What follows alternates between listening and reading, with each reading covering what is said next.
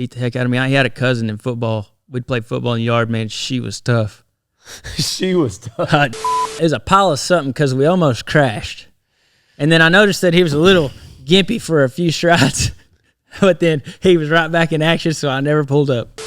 Like my grandpa's 91 years old. I said, so you been going to help the Cowboys? No. He should go to them black cows. You don't even get to chase nothing anymore.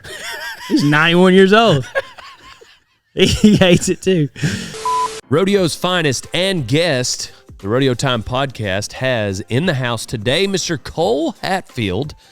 He is a former traveling partner of mine and a good friend of mine. He's a Texas cowboy.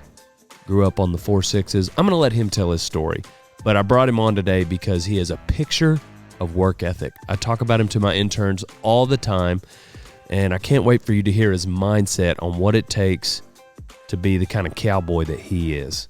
So we're going to dive into it on not only his story as a cowboy, but his faith and some old rodeo stories. So crack a ranch fuel, get on old ranchfuel.com, use code Dale for 15% off. Let's hear from Cole Hatfield. What's the orange one? This is orange cream. Let me have the mango. Mango twist. Is it good? What's your favorite? Mango. Must be a Cole thing. Must be a Cole thing. Yeah, that's right. We got Cole Hatfield in the house. We also have Cole Snyder helping with the podcast. So we're going to be addressing two different Coles. Sorry, I'm putting my phone on Do Not Disturb. You ever use that feature? Yeah, I noticed you do that I do. bit. Yeah. I told Marley that you did it. You sent a text to me today. Before I could reply, it said you had to Do Not Disturb. I said, one of those guys is driving, and he's taking a nap. I was not napping. I don't nap whenever we drive. Nailed it. Yeah, I use it at night, so I don't get woke up. But then usually holding her haze takes care of the waking up. Sorry, you don't like my water?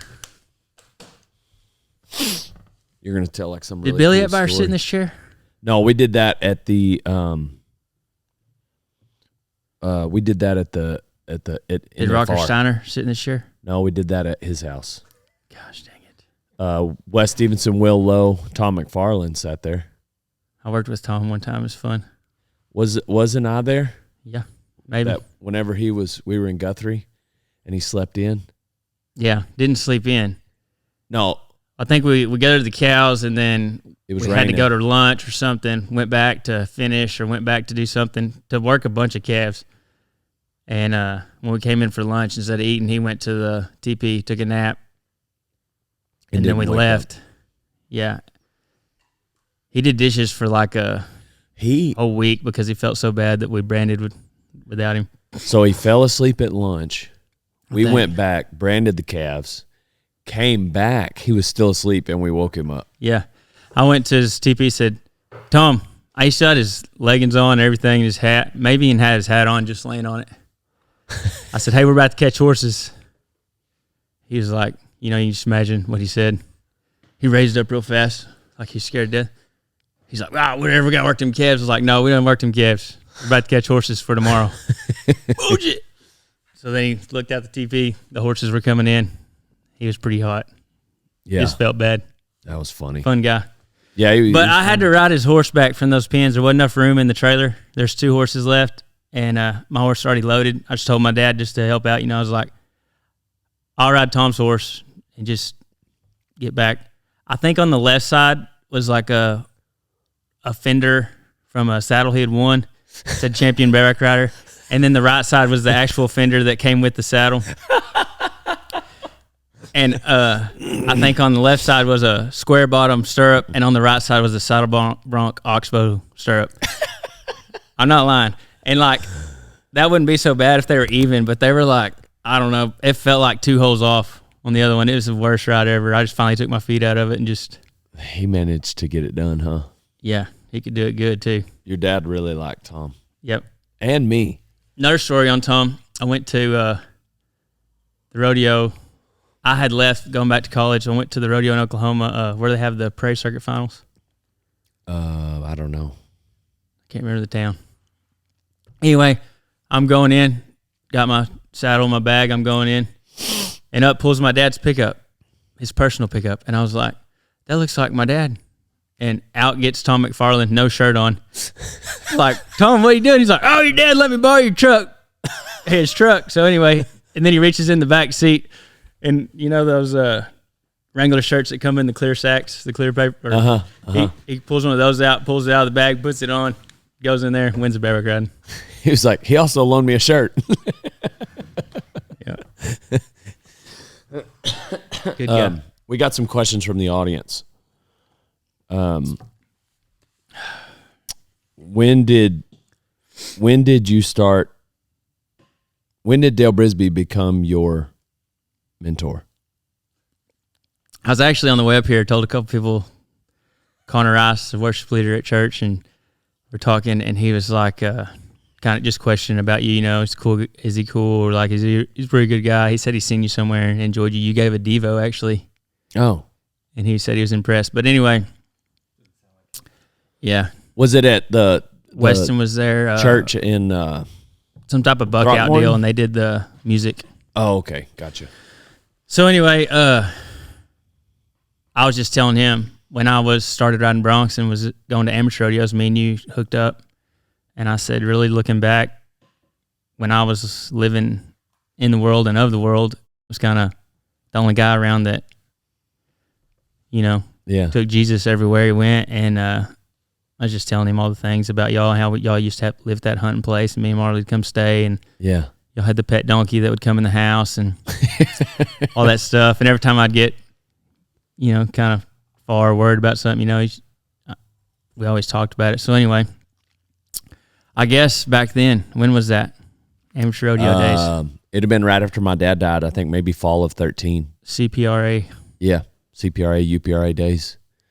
Yeah, we started dating Marley days. Yeah, we were rodeoing, and yeah, you were 100 miles an hour. I've slowed down a lot.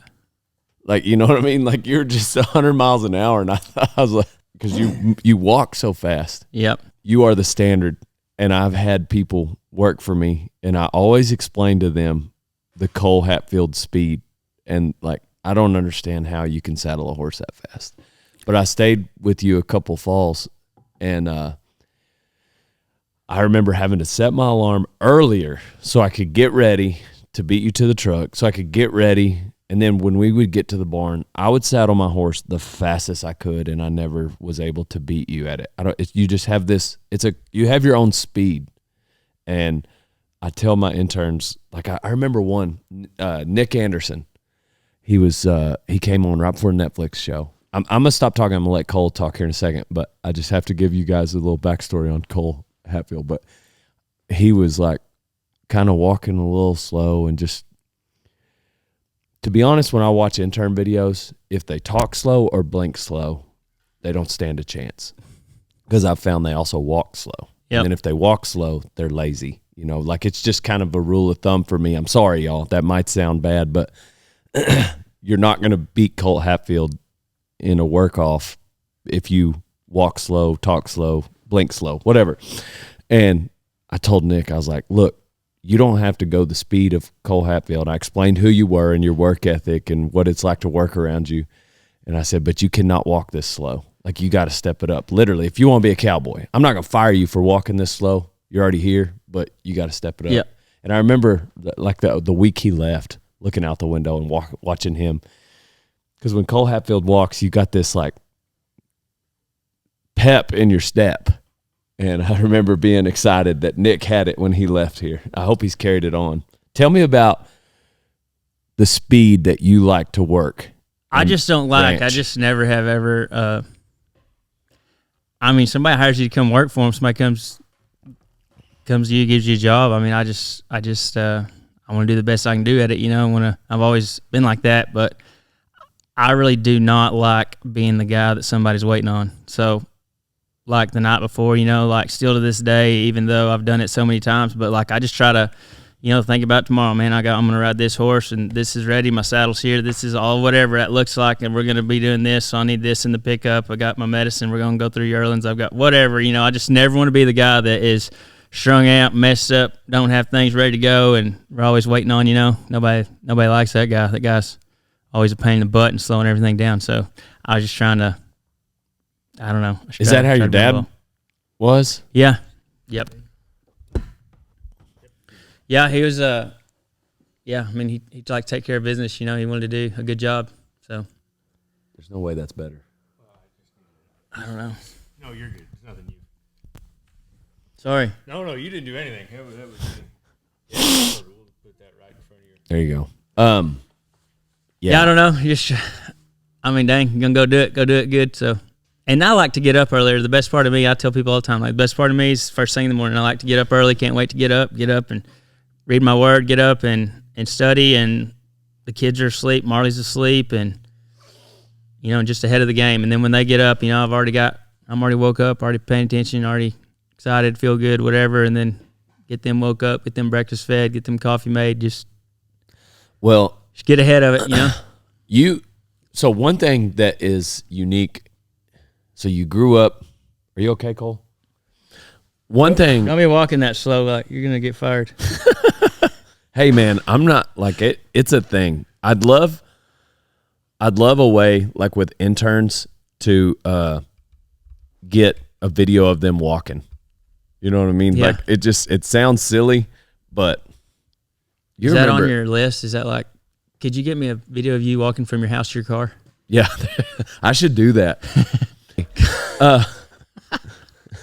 Anyway, so there's a culture. Obviously, there's a culture with cowboying and when you're on a ranch, but the work ethic that comes with like being on a crew.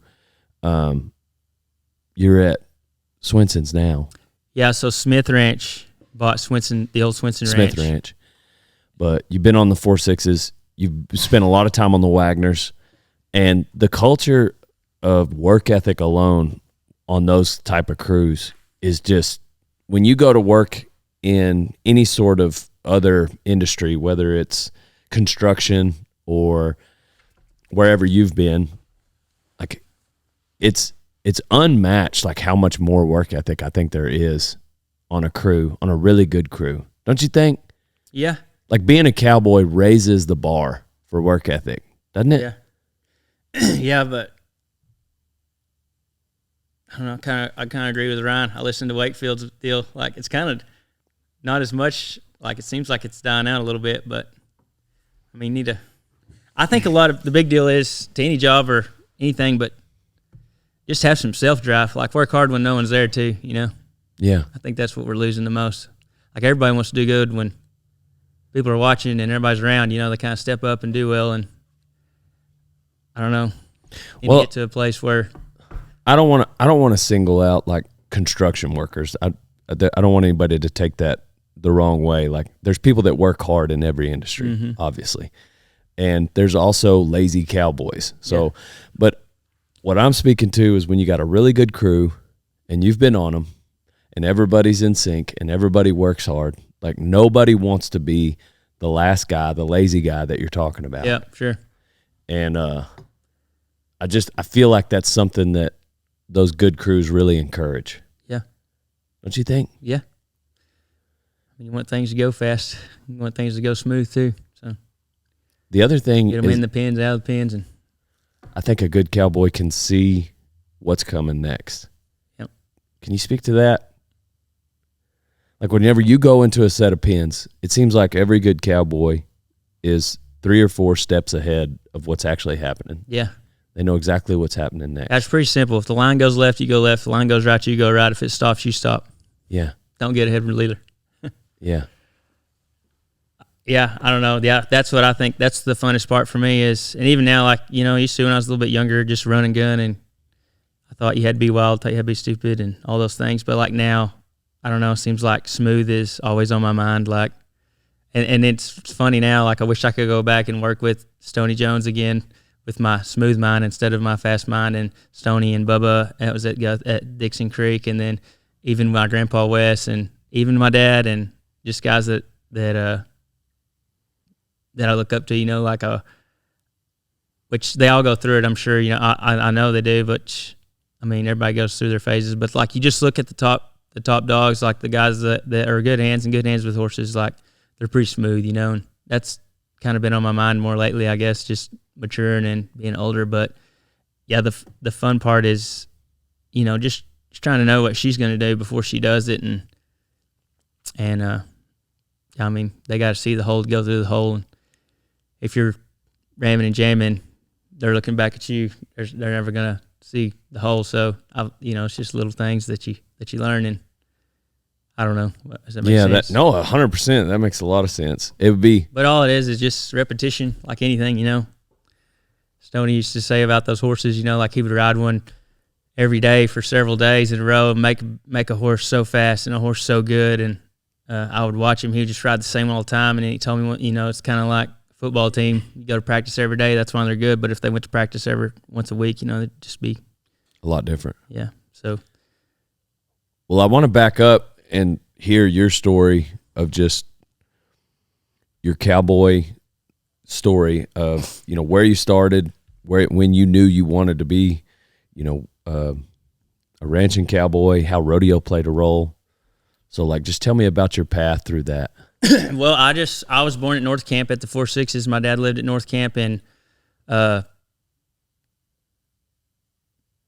far as I remember, I loved being a cowboy, loved ranching. That's all I knew, just always around, just like Hayes and my boys, it's all they know. And anyway, you grow up in that life, and then we moved to headquarters we moved to Stephenville from the 6s, and Glen Rose first, and then Stephenville, and down there around Stephenville, the rodeo deal, and I got to riding calves and got to riding steers, and kind of like the rodeo thing or whatever, I guess, was exposed to it there, I guess you could say. I think if we never would have moved there, I probably would have just never, ever left the ranching world. But and then we came back to Guthrie. My dad was going to be the wagon boss there at the 6s, and how old were you when you went back? I was in 6th grade. Oh, dang. So y'all weren't away for very long. No, I don't know how long, but yeah, not long. Just a few years. Yeah, and then because that's when you also met Jacobs Crawley, right? Yeah. So I would hang out at the AJRAs and stuff that were going, and him and Sterling would take me a little bit, and I remember I would go with him and Kathy and to those deals. I have a hilarious story about Sterling nearly dying. We were going to buck a horse out without any supervision, which there was no supervision there. There's paintball guns and rifles and hardcore football. When you were that young? Yeah. Y'all were going to buck a horse out in 5th grade? Yeah, well, Sterling's a little older than I am. Right. So he wasn't in 5th grade. Yeah, but yeah, he had this horse he'd buck out, and I don't know how he flanked it or how he did it, but he got on this some buck, and this sucker did not buck. This sucker ran wide open, saddle bronc saddle. We left the gate open going down the alley to run the steers up, and the overheads were too low for a rider. And Sterling, he laid back flat on the back of this horse. Somebody's running off now. Yeah. Fast. And I was just standing at the chute, young kid. I was just like, this is where Sterling's going to die. And he laid down, and I remember 4 or 5 overheads down, he had his free arm. He had it up, and man, that overhead caught his elbow, boy, and it whacked his arm back, and he might have hollered something or other, and got to the end where the steers go in the chute, and that sucker just started spinning right there, and he fell off or got off or something and crawled out from under the fence. And I took off for under the house, got his mom, and she came out there. It was a crazy deal. But anyway, y'all you never knew what you were going to get into at their house. It was so fun over there. They had forts and trees, and it was crazy. But yeah, they're all older than me, man. They beat the heck out of me. I had a cousin in football. We'd play football in the yard, man. She was tough. She was tough. Hot dang. She'd run over your butt. No pads. Tough. That's the things I remember there. But anyway, pants? No pads. Oh. And no pants. So anyway, back to the deal. So we go back to the 6s, and I fell in love again, real quick with ranching and cowboying again or whatever. And I'd go help Tom a lot and stay with Gage. Gage is a little bit older than me, and they still pulled the wagon, and I just thought that was cool, and loved doing that. And y'all, the Morehouse and 6s always neighbored, right? Yeah, sometimes. And anyway, we would not at this time, as when Gibson was still there, but anyway, they would pull the wagon to start colts, and they'd pull the wagon in the fall. Maybe not in the fall, but in the spring, I don't remember. But I loved going over there. I was always going over there. And then I think when I turned 14 or 15, I wanted to ride saddle bronc horses, and got a bronc saddle from my Uncle Ray, and he used to ride broncs back in the day, I think, with Stoney's dad. And they said that Stoney's dad was super ranked, really good saddle bronc rider. And anyway, is an old, wide-fronted, heavy son of a gun. You wore out by the time you packed it over there to the chute and got it on one. But anyway, like a bronc saddle. Yeah, like maybe a Salisbury. Do you I don't remember think what it was a Salisbury. I think it was I don't know what it was, but it was not Cheap good. bar. Yeah. When you pull that thing, it's like a calf roping saddle. When you got it pulled down, the swells are sitting down so low, and the back wanted to come up. But anyway, started going to Region 3 at Graham, and met Colt Bruce. It's the first dude I met, white boots. Oh, you knew him that long? Yep. First guy I saw when I walked behind the buck and chutes, and you know how he was, fun-loving, good guy, and he just... Dang, I didn't realize you knew him that long. He's just nice to me, you know, he's just dumb ranch kid trying to mark him out. But that's all I could do is mark him out. But anyway, started figuring out how to stay on him, you know, or whatever, and anyway, went through the high school deal, and then me and Colt became really good friends, and he was going to go to WTC, got a scholarship there, and I did too. We're going to go together. So we went there together, man, led in the dorms and had a blast and stinking wild, had fun and whatever. Is Thought WTC we were having fun. Snyder? Yes, sir. Greg Rhodes was the coach. Great guy, great college. Should have stayed there. But I stayed there a year and had a blast, you know, with Colt for sure. And anyway, it was good. It was a good time, but I left Guthrie like I thought, you know, being in Guthrie, you should do whatever you want, get away with whatever and all these things. But then that's when I kind of fell in love with being kind of wild and got out there and realized how fun it could be. And anyway, stayed there a year, and I don't know what, through the summer or whatever. And then the next year I went to, I thought if I needed, it was going to be a bronc riding eagle, they had buyers. And so went to Oak, called Craig, got to go to school there. I went there, but that summer before is when I was on my permit, and I went to Sydney, Iowa. They had a deal where you win the permit buckle and all that cool stuff. Well, I remember I drew a horse. I think his name was Wildman of Surveys, and like when I looked him up, it was like no one ever went and got on him, and I was like, well, let's go. So we went up there, and anyway, somewhat bucked. Total Feeds is what keeps the herd powered here at Radiator Ranch, and Total Equine is what I've been giving Boone for 10 years. He's 24 years old and still going strong. You can get it on Chewy.com or a dealer near you. Ever since I started riding bulls and punching fools, I've been wearing an American hat because I'm an American. I actually wore a different hat before that for the longest, but then my mom got a job. So wear an American hat, old son. Otherwise, you ain't no cowboy. And I lost my stirrup, so I was going to jump off of him, and when I hit the ground, tore my ACL, MCL, PCL, meniscus all at one time. And anyway, so the whole time I was at OPSU, I just tell that story to say that I was at OPSU. I just went to rehab for my leg and picked up flanks at practice and never got to get on, and came home and, you know, just worked and quit school for a minute, lived life like an idiot, you know, tried everything the world had to offer. And Paul Brown called me and was like, hey, if you come back to school, put you through school, you know, if you come back and ride some broncs. So that was a blessing too, looking back. But that was about the time you and I met. Yeah, I don't know where we met, but go to Hill for a couple years, went to school there. And then when I got through there, he wanted me to say, and where's it going to be? I was the assistant rodeo coach and just took care of the stock and helped with practice and all that stuff and mowed around there because Jake had just left, was going and making the NFR and doing all that stuff. So they had a little one-room house. Me and Marley got married. You put me down as a reference for that job. Yeah. And I remember she called me and she said, what do you think of Cole Hatfield for this job? And I said, well, I promise you at the end of the week, you're going to feel like you got more work than you did pay him. She said, okay. I did. I tried to clean that place up, but anyway, learned a lot. Me and Marley, that was our first year of marriage, you know, and I always cared more what we were going to do. I would work hard during the week, get on a bunch of practice broncs, ride good, do good, and and all this stuff. But man, at the rodeos, I was more about what we were going to do after the rodeo, and then I was the deal. I wish I could go back and change, take care of my body and take care of my mind and not be drinking. Man, Anyway, there was a segment of your life maybe, but not then. Right then when I was around you. Sure. Like you were done with all that. I just don't want you to be too hard on yourself, because whenever you and I were hanging out, like it don't matter. That guy's dead. That guy's gone. But I'm saying, like, you would drink a few beers, but you had calmed way down. Yeah. Maybe. I think. I don't picture you as like this wild child. Yeah. I don't know. I feel like an idiot. I wish I could go back and redo it so the rodeo would have went better, but yeah. Anyway, I was just trying to do what I wanted to do, and Marley was just along for the ride from the get-go, and I don't know,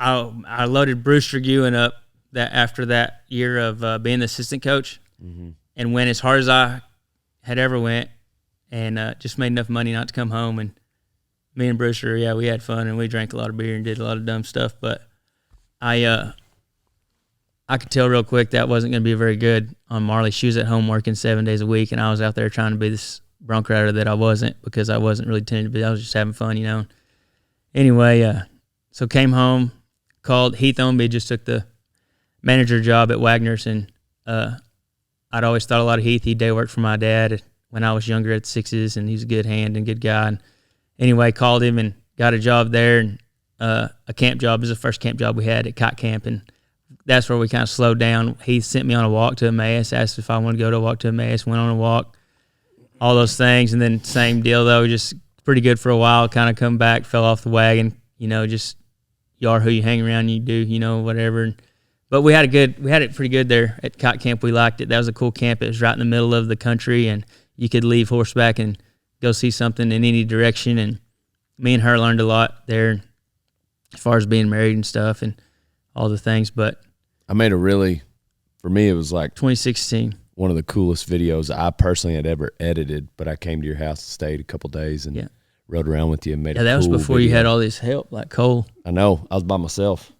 Yeah, that was that was a cool time, and it was neat to get that video. Remember that drone shot where you hula hand that calf, you were doctor in pink eye? Yeah. That was cool. Anyways, that was continue. Fun. And then while we were there,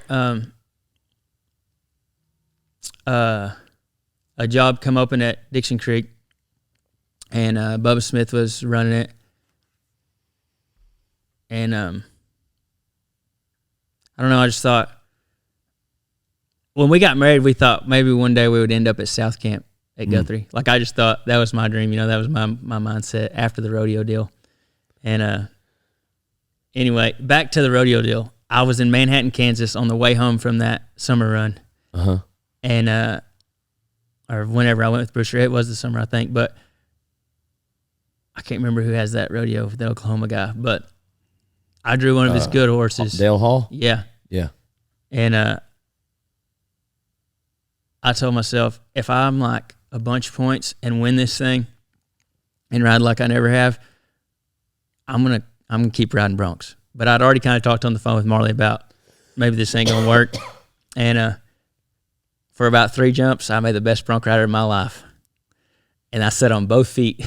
Oh, dang. And this Buckinson buck bucked me off hard. And when I rolled up my saddle, I always believed in the Lord, and my mom raised me in the Lord, and I always would have somewhat of a relationship and a know of the Word and of the Lord. But when I rolled up my saddle, like, I remember thinking, I can still see where I was and what the strip and shoot looked like. But when I was sitting on my swells rolling it up, I just remember thinking, this is the last time. And I didn't really mean nothing then. I was tired and ready to go home anyways, and we were driving that old dadgum van and sleeping in that thing and being with Brewster for that long. So, but I do remember that. I remember thinking, well, it's time for this to be over. Like, I'm not getting anywhere. I remember the beginning of that summer. You and Brewster, we all three went to a few together, but you and Brewster were kind of more going together at that time. And we were all, we didn't ride to Pecos together, but we were all out in Pecos at the beginning of that summer. And hot. Yeah, very hot. And you were 79 on what's that Pete Carr horse, like something Queen, maybe Dancing Queen, Big or Bay horse, something. Manhattan Moon. That's it, Manhattan Moon.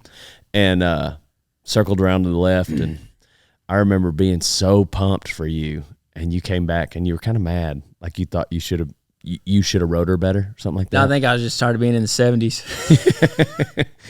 But I remember Jacobs got on the horse was like, Right. 86 or something. Which Right. Probably because he sprayed the crap out of it, and I just went through the motions. But yeah, I don't know. Yeah, that's the deal. Was like I never could really get over that hump of just being an average bronc rider or whatever. Yeah. I could have probably had I took care of my body, took care of my mind, done things right, But like I say, I just thought, well, it'll just happen. But turns out you need to put in some work in whatever you do. But I felt like you were, I don't know, just an observation.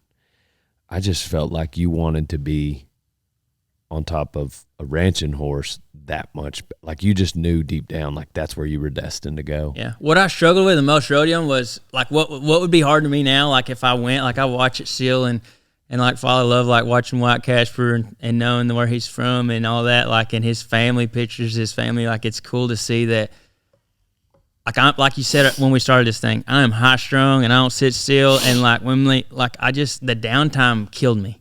It killed my mind, and I didn't feel good. It's just I would eat or I would You just wait. eat or drink or whatever, like just be sitting, and that's where I think you gotta. I don't know what those guys do. I don't follow them that good, but I'm sure they feel good when they get on. When I would saddle one, I would think, gosh, I'm wore out. I'm just getting him saddled, and I just looking back, that's what was hard for me the most, the downtime. But like if you could just get there and never stop like we do when we're ranching, I feel like I probably would have done better. But I think it's just That's good self-awareness. yeah, and just that's mental, Mm-hmm. That's mental things of staying grounded, and Right. that goes with being a husband or a father or a cowboy or a rodeo man or whatever.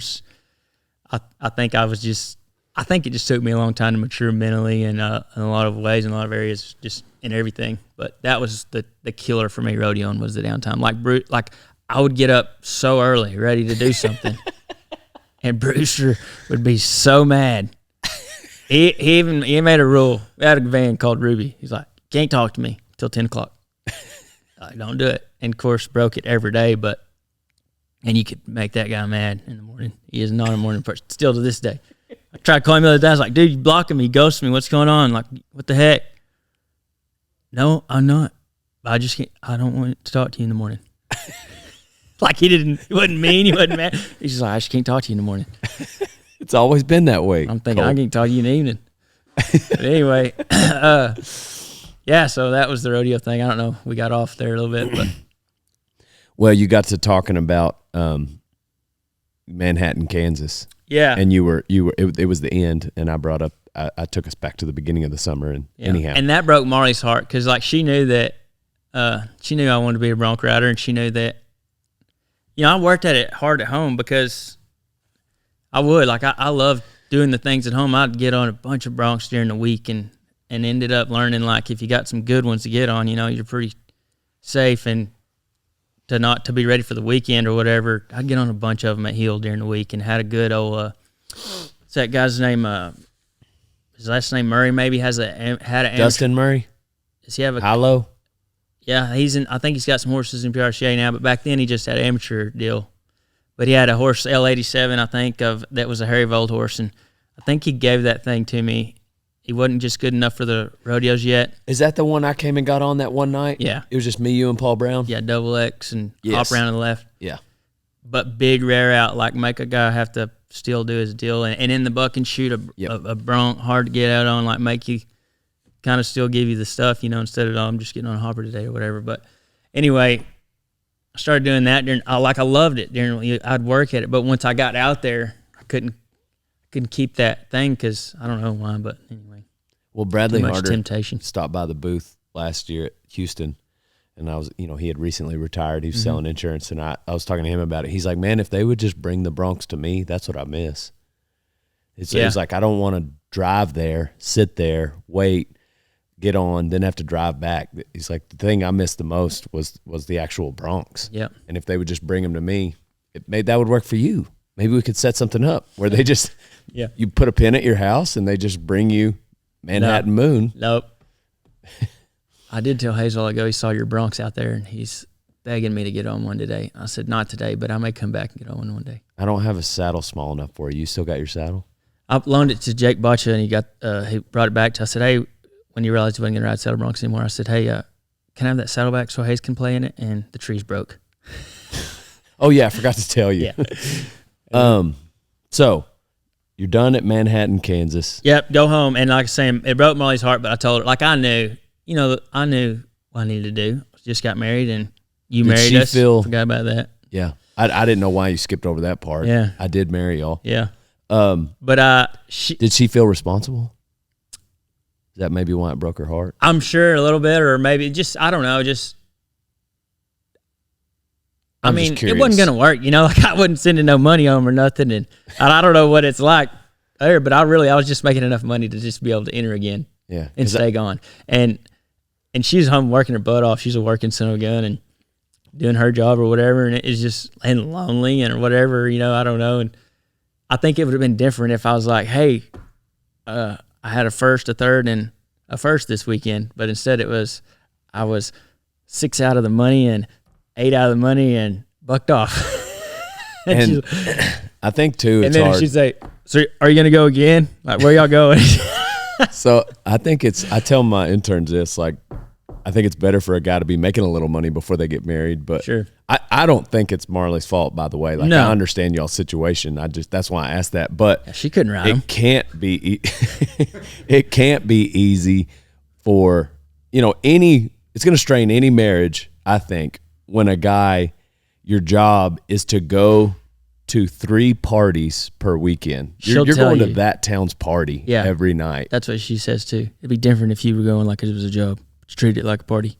Yeah. Well, and it's that town's party. Like each town, once a year, they have a big party where they throw. They also have a rodeo. That's where you gotta be mentally mature, and because they're like the hospitality's like, oh, here. Yeah, free beer. Yeah.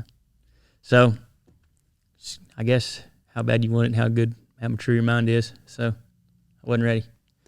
So that happened. Go home and whatever. We get through that, and the next morning, I'm talking the night I went home. The next morning, I felt like the Lord was telling me like, hey, you need to go home, and I told her that. I was like, I feel like the Lord's telling me to go home. I'm thinking the 6s and thinking whatever, and I don't want to go there, and I don't want to work for my dad. I don't want to be that guy that goes work for his dad or whatever.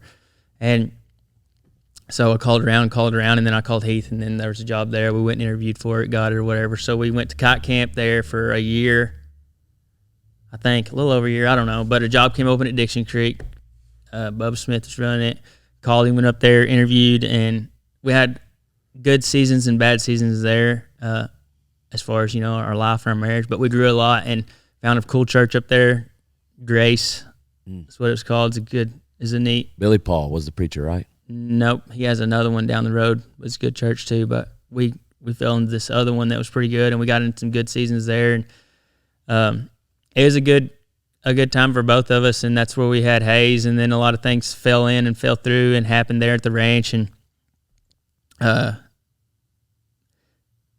that's where I was on with the Lord and then fell back off the wagon, get your feelings hurt, living in the, just all the things you do, and anyway, moved her pretty quick after we had Hayes.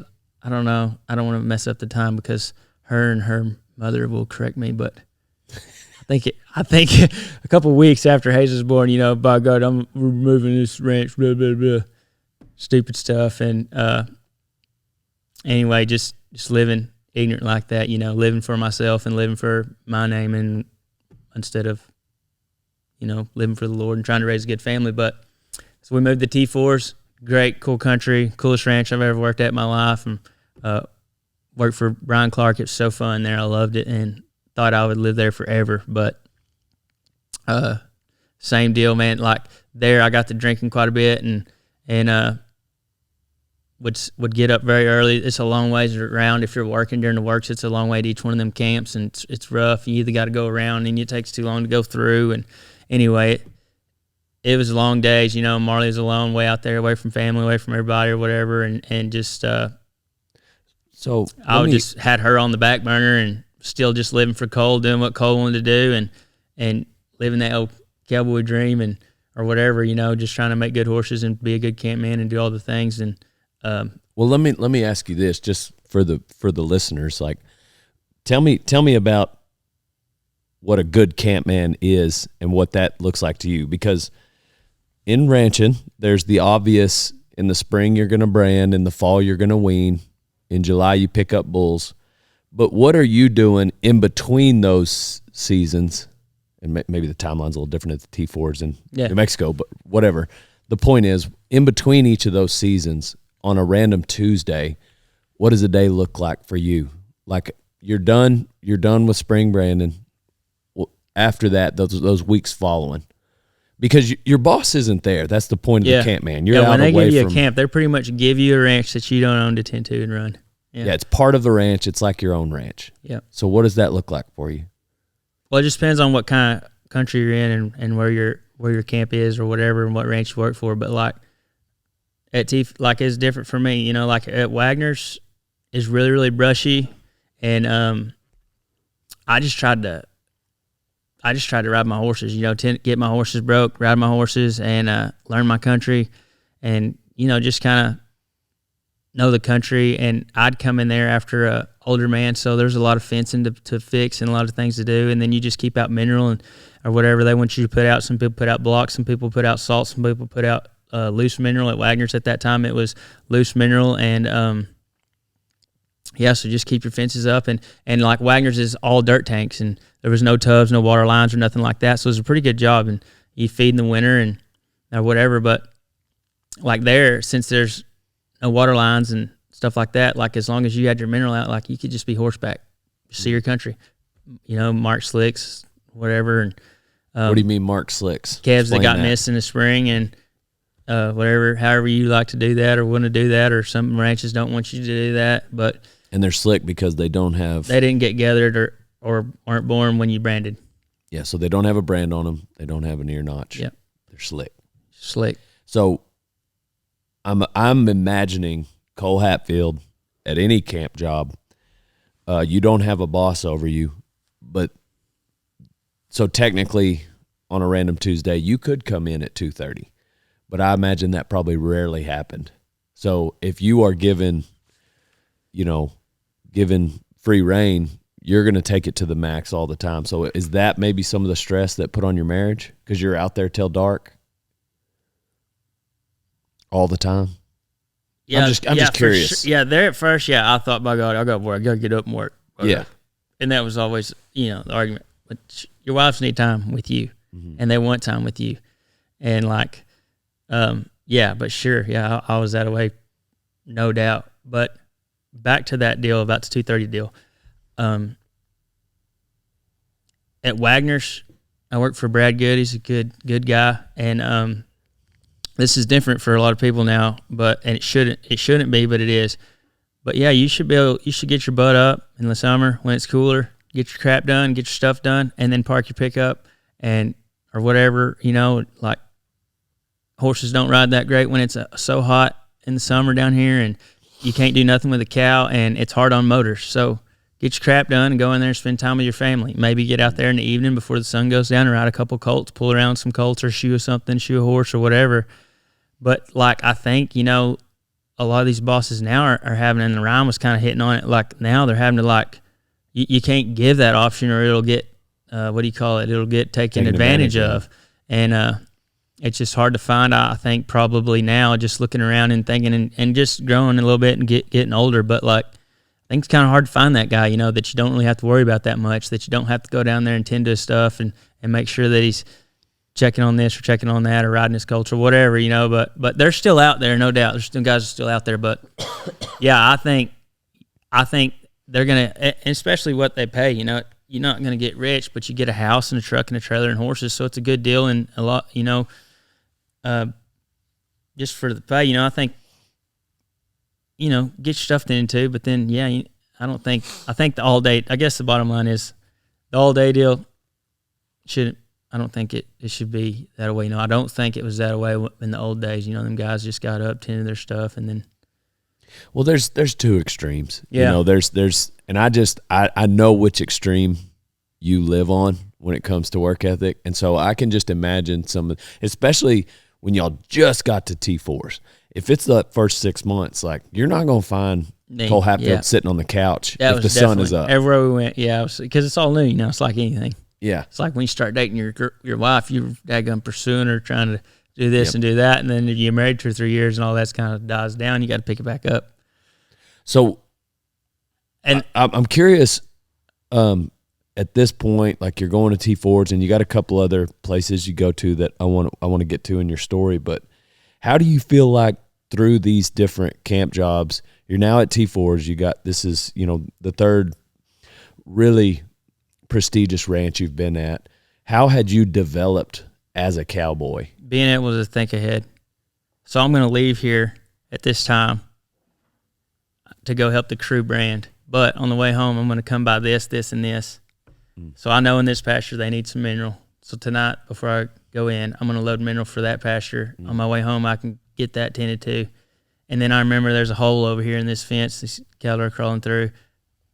So I need to be sure, make sure I got some wire with me or whatever that looks like. Just like being able to keep – and the only way to do that is just like anything, any job or anything that anybody does, is just take pride in what you're doing and be there. Mm-hmm. Like a lot of these camp guys are always pulling out and leaving and going to this and going to that. And, with these pickups and side-by-sides, it's easy because you can run around and see water real quick, and you can check on your water line, check on your tubs and stuff. But I think the best way to just be a good campman is just to be there in the camp and to be there all the time and not to. I used to try to get so much done on each day, but then when I got over there at Counds, a lot. Wes was like, man, he was always good about like just enjoy it. You got to enjoy it too. So enjoy your day and just get some done today. Don't be trying to kill it all today, but just get something done and something productive done. And I remember, like we'd be gathering bulls or picking up bulls, and we may only get one, and we'd be pulling in late after a long day of getting one bull or something, and I'd be like thinking, gosh dang, there's 30 more out there. And he'd be like, well, one thing about it, we were productive. We got one of them black son of a bucks. Yeah. So just little victories and just knowing what you got and knowing what's going on in your country and knowing this and that. And so thinking ahead, like you're talking about earlier. That's the extreme though. Your mentor, Wes O'Neill, how old is he now? 91 the other day. Still getting on. Yep. Still ranching. So Wes is telling you to calm down, and I think Ryan on his podcast, and now you're kind of echoing that. Like there's people out there, you don't have to tell them to slow down. They need to be kicked in the rear. Tell them but I'd rather be told to slow down than have to speed up. Yeah. So anyways, I'll let you continue. Yeah, so, I don't know, just... You're at T4s, working your buns off. You just had haze. Yeah. So, I even remember, this is so stupid, but I think a lot of people do it. I remember thinking, he's just a baby. He just lay around and sleep. And I thought, well, I'll get with him when he gets where he can go, or whatever, which is terrible because you need to go up to your wife, raise your baby, they'll both are in it. But anyway, and I'm not saying I did not help, but I was not a good husband.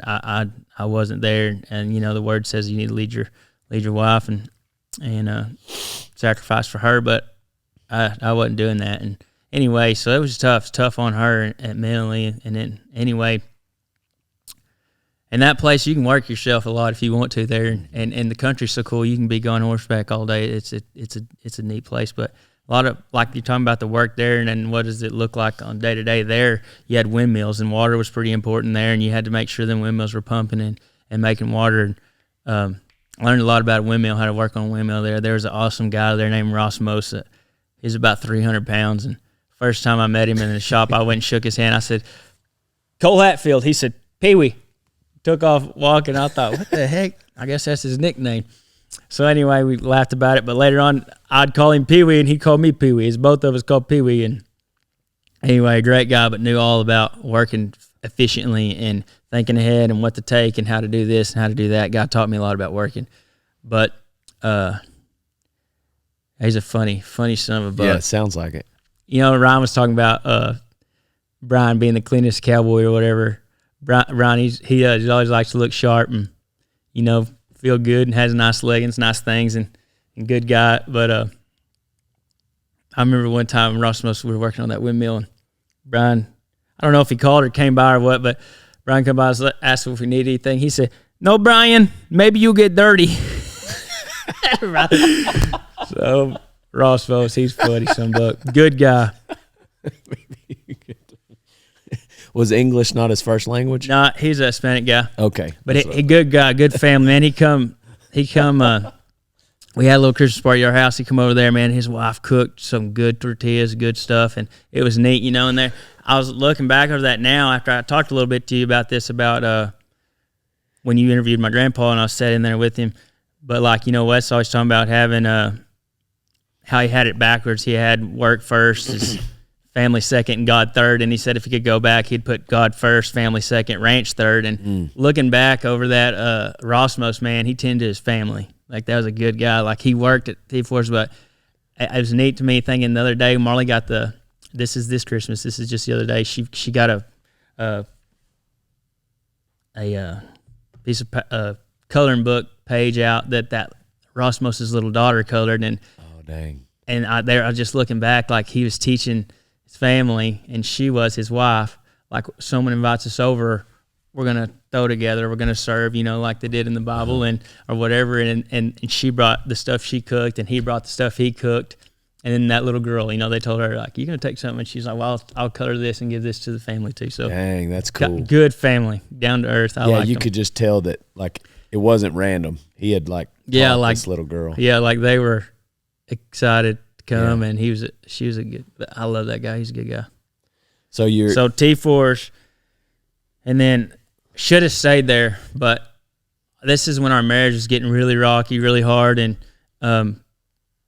anyway, I just thought, and you get away from the word, you get away from the guy who created marriage, who is God, and you get to trying to fix these things on your own, and you get to thinking on your own, and you get your mind on the flesh and on the mind on the world and all these things. Well, if I get a job where we make more money, this will get better. If I do this, it'll get better. If we move here, it'll get better. If we go there, it'll get better, or whatever. And that's where I got in that mentality. I got in that mindset, and I just thought, well, dadgum,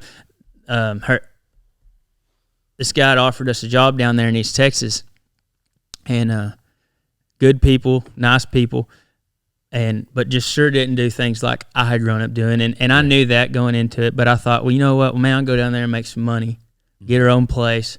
Marley will be happy. I'll be happy. It'll solve all these problems. Yeah, it'll solve all these problems. So we go down there, and they were good people, and really trying to build a deal there with some registered stuff and everything. And anyway, but I just wasn't going to be their fit, and they weren't going to be my fit. And I left that deal, and I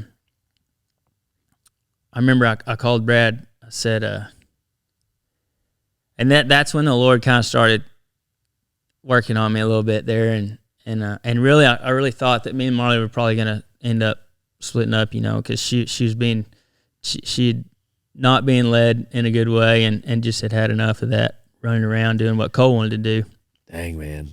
And here we go. We got haze, and we're living in a rent house in East Texas, and it ain't stopped raining in 55 days, and I ain't wearing nothing but mud boots. All my bridles and stuff that I hung up were rusted, and my shoeing equipment was rusted, and I wasn't using any of it, and it just stayed wet there. Anyway, black mud, like it was bad. And anyway, not what you were accustomed to. Yeah, and I didn't really want to go back to Wagner's, but I knew that Wagner's worked all the time. It's a big ranch, got a lot of stuff going on, and I called Brad, and I said, "Hey, I heard that y'all are full, but I just quit my job, and I was just going to see if y'all had any room for another day worker." Anyway, and he's like, let me call Heath, and I'll call you back. I was like, well, I didn't know Brad very good then at all, just knew who he was and maybe met him, but I was like, he'll never call back. Man, he called back pretty quick, and I was praying, Lord, get me out of this mess or whatever. And let's see, he said to come on. He said, get some horses, and we'll start Monday. I think it was Saturday. And so I called one of my best friends, Jake Botcha, and said, I need some horses. I only had one, because you only need one over there where I was at, and you didn't really need him. But anyway, he said, yeah, go to my house. He was gone. He said, go to my house. They'll be eating a alfalfa bale out there in the trap. Just catch the sorrel colt and catch my good yellow horse. So went and did that and pulled up there Sunday. Brad unloaded me, and it's just a good time to meet Brad Good. He was seeking the Lord and searching the Lord, and wait a second. He was a wagon boss there at Wagner's. I had sent you horses before. Why didn't you call at me? T4s. Were my horses not good enough? Man, you've been so busy with the 4.6s. I hadn't even heard from you. I figured you lost my number. When I let the 6s, you were done with me. Yeah, right. So anyway, me and Taylor Sheridan are just like this. Oh, yeah. So I don't know. I remember this time of your life. Yeah, we were on the phone. So you show up. I was just making a joke about my horses because most of them, in Donnie's words, they look like the horses you would draw as a kid, the way their necks are. I remember one named Skunk. I hated that horse. I called him Badger. I don't know why you called him Skunk. No, he colicked and died. Praise the Lord. He was a good horse. No. You know what was another good horse was Ball, the first one. Remember that gray horse you took of mine? That was right when you quit rodeoing. And that's the one Brewster had forever? No, that was his half brother. Remember Ball? I killed Ball. Yeah, that accidentally stick jobbed up in him. He really wanted that yearling we were after. And then ran over that's one of them going fast stories. You were going fast on him. But that's why I sent him to you. I just want to get them Cali. Run over a mound of junk and something in there, T-post or something. I didn't even see it. I just thought, you had told me it was brush. I'm just assuming it was junk. But I can't remember who. I think it was a pile of junk. You were at Foster's, and that guy offered to buy him because you took him to the vet that night, and that guy offered to buy him. And I was like, no, that's my horse. I should have sold him to him because he got Clostridial myositis. Yep. And it's where they get, anyway. From rust. Right? Something. Is it? I don't know. Something in there. Well, regardless. It was a brush pile or a pile of junk. It was a pile of something because we almost crashed. And then I noticed that he was a little gimpy for a few strides, but then he was right back in action, so I never pulled up. He was a good one. He just met his match in Cole Hatfield. Ah, I feel bad. Sorry. That's okay. So fast forward. I forgot about that. You call your so you Brad call your new me. best friend Josh. Brad, he's leading the crew over there at Wagner's, and he is he's on fire for the Lord and trying. Wagner's is a wild place, it was fun, wild days and all that, and man, he's done a good job leading that thing, being a good leader and changing the atmosphere and all those things. But anyway, it's a good time because I got to, visiting with him. The word talks about, carry your brother's burden in this way, you'll fulfill the will of Christ. And I was with him a lot every day and got to talking, I was the first guy that I'd kind of talked to about, hey, I don't know about my marriage. Marley was staying with her parents. We were waiting on a job, a full-time deal or whatever. And anyway, I was living in the bunkhouse just working, I had to keep making money. And, man, he was always positive and just good. Would pray with me and we would just work. And anyway, it was a good deal, and I got to having fun again there too, and getting a little bit of relief, a little bit of peace, and studying my word. And it's kind of the beginning of everything that's happening now. But I remember thinking back to that deal. I remember thinking a job. They actually bought the Cowan Ranch and his old headquarters over there, big, nice rock house, cool barn, 6 stalls, concrete floor, neat place, cool place. My dad actually worked there about 43 years ago, and anyway. Is a cool deal, but I remember thinking when they told us we were going to move there, I just remember thinking when we get in that nice house, we're gonna be fixed. Our marriage will be fixed, and the house don't make the home. Yeah, so that's actually where it got the worst. But anyway, got there. That was where I just recently was at Wagner, so about 10, 11 months ago, and still, Omby's a man of God. Brad was a man of God, just around those good leaders. And got to, there's another man there. Clint Sissom was down the road. he had men's groups, men's meetings. I got to go into those things. I got to seeking the Lord as hard as I ever did, and just had enough of the life that I was living, and staying out at the barn late and coming in and supper being already done and up and the kids asleep, just living like that, anyway, got on fire there and just started really seeking the Lord there for a year, and praying that my marriage would be fixed, praying that he'd fix everything and all these things, and that darkness would be brought to light, and darkness was brought to light. And, I had an encounter with the Lord. Marley had an encounter with the Lord, and she was made new heart, new mind, new soul, not the girl I dated, not the girl I married, and I'm not the guy she dated, not the guy she married. And, and I remember I was sitting in the barn when all that happened, and we were just split apart there for a few days or a couple days or something. And I just remember, for a long time I'd been seeking the Lord, putting that old man off and putting the new man on, like it talks about in Ephesians 4. And I was dedicated, for the first time. And I was sitting in the barn of that barn down there at Cowan's, and the Lord said, "Go get your wife. I've forgiven you of everything that you've ever done. Who are you to throw the stone? If you'll go get her, never look back, and I'll use y'all for a unit for Christ." And he said, and I was like, just remember this thinking, like, believe everything she told you, because she told me she had an encounter with the Lord down there, and immediate. You used the word unit of Christ. Yeah, so I didn't know what that meant at the time, but I believed it, and so I went and got her. Sure as heck went and got her. The Lord, dude, no doubt, new girl, and we'd been going to Bethel Anson for a year. It's an hour and 20 minutes. Cody Cochran's over there. He started a church there 24 years. That's how far y'all were driving 24 for years church. ago. Yep, every Sunday, and then when they had Wednesday nights. Dang. It's an hour and 20 one way, and you just get used to it. It was worth it. It was oh yeah. It was feeding us. It was imagine. It was growing us, and really not much her there at first, but that year that I was on fire, it was good. So we went, and I just felt like the Lord was calling me, like, just get them in the car and get over there, and we'd fight all the way there and a little bit home for a while. And anyway, it's just crazy, but just keep going, like, just to anybody that listen to this thing, like, don't be giving up, like, just don't get weak in the waiting, and just keep doing the right thing. The Bible says never get tired of doing good, and just keep going. And we kept going, and then, like I said, she had her encounter with the Lord there at the lodge, at the systems, and I'd had mine at the barn, and I just believed what I heard, and we came together, and it was like nothing I'd ever experienced before in my life, and same for her, and we've never been the same, and she didn't want any more kids after all that heck, raising one without her husband for so long, and the Lord had gave her a new heart and a new mind and all those things I talked about, and it wasn't very long. We had Holden.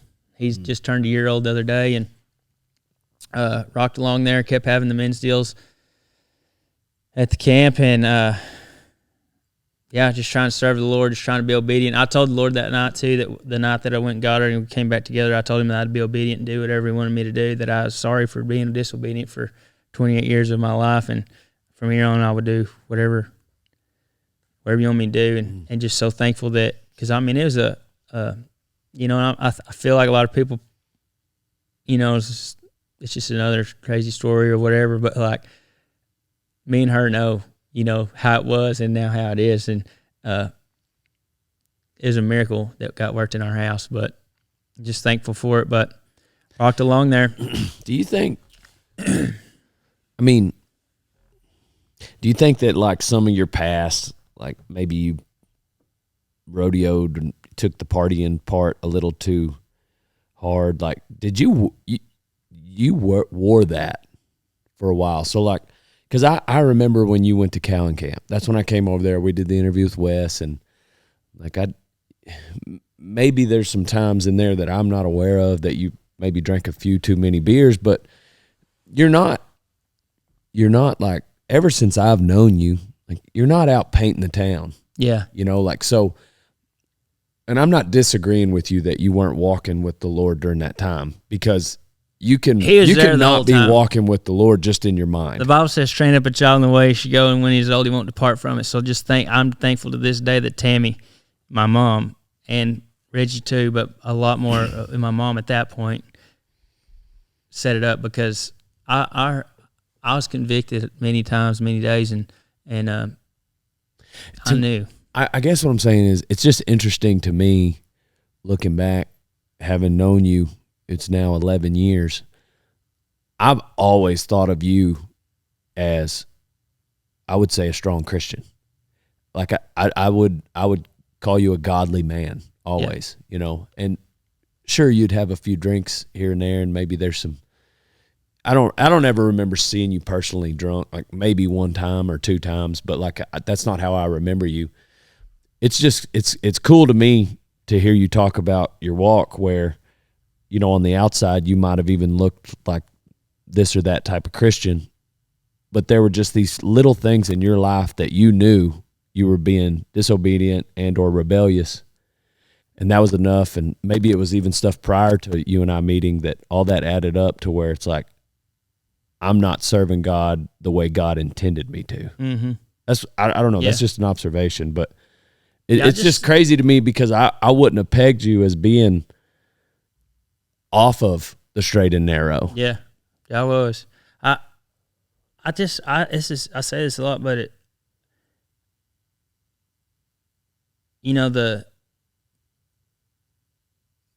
there's temptation everywhere, and the Bible says, that God is faithful, and with every temptation, He's going to have a way of escape. And like looking back, like there's always there was an escape, but I just remember thinking a lot of times, and I think a lot of guys, young guys, and you don't got to be this way, but I just remember thinking, I'm going to do what I want to do, and then I'll come back to the Lord. Mm. But like, what about my best friend, Colt Bruce? Like you don't ever know. Yeah. And that's became real to me and things. But like, I don't know why I thought that way, but I think a lot of people do, like, I got to be wild. I got to sow these wild seeds. I got to do this wild stuff, but you don't, you can be intelligent and do what the Word tells you to do. And He'll give you all the things that you can't imagine and bring you a good wife and bring you a good future and whatever the desires of your heart, it says. And so anyway, I just think, I don't know why I thought that way, but I guess a lot of it is I think every man needs to be able to walk alone, and who you are and who God's called you to be, because everybody likes the wild guy, the guy who ain't scared to do this or do that, or the guy who's fun or funny. And I think that's what I just lived on for a long time, And then when you start that and you start being a little wild or staying in that, like, then you feel like you got to hold that image up, you got to hold that up. That's by God. And I think for a long time, that's what held me back, because I would want to just surrender everything. But then you get to thinking like, well, what's he going to think? Or what's she going to think? What's my friend's going to think? And, you finally hit rock bottom and you're about to get a divorce and you've got a beautiful, perfect little boy that's a gift from the Lord above. Then I guess it changes your mind and your heart. But I don't know. I'm glad I gave in, glad I surrendered. But yeah, I guess that's what drove me. Just, I don't know if that makes sense or answers your question, but yeah, that's crazy. It's not about us, that's the problem. I think it was about me. I wanted to be known as a good cowboy or this or that. Like it don't matter. Stuff don't matter. It ain't gonna matter 2 or 3 days or a week after your funeral. The bottom line is the last thing He said to do is go tell the world about me. And I don't know. We all got a calling. We all got something for us. So I don't know. And I think, we learned through our marriage deal, like you can line 10 of your friends up and 8 of them are going through heck and you don't even know it. Right. Well, because when we started speaking out about it, like, man, people, even to this day, get a message all the time. Hey, look, we heard your podcast with Totally Wild, sing something, I don't know, shout out, can't even say the name, but Betsy Sprayberry, like after that deal, me and Marley both got on there. It's the first time she'd ever talked about it. And, dude, it's helped a lot of people. Man, you sent that to me, and to be honest, I haven't listened to it yet. Not because I don't want to. Because it has nothing to do with the rodeo. No, that's not it. To be honest, I just felt ashamed that, like, being the guy that did, marry you guys, and there's just a little, it's not little, but there's a chapter in your life that I wasn't as privy to everything going on. We would talk maybe Yeah. once a month at the most, but I just didn't realize, and I just felt so guilty. I haven't listened to that yet. I'm going to. Well, don't feel guilty. But this is the bottom line. When we got married that day, we didn't know it talks about in Genesis, a man shall leave his mother and father and become one with his wife. Like, we left that day two fleshes. I want to be a rodeo cowboy. I want to ride broncs and be the first billboard in Guthrie, Texas, world champion saddle bronc rider Cole Hatfield.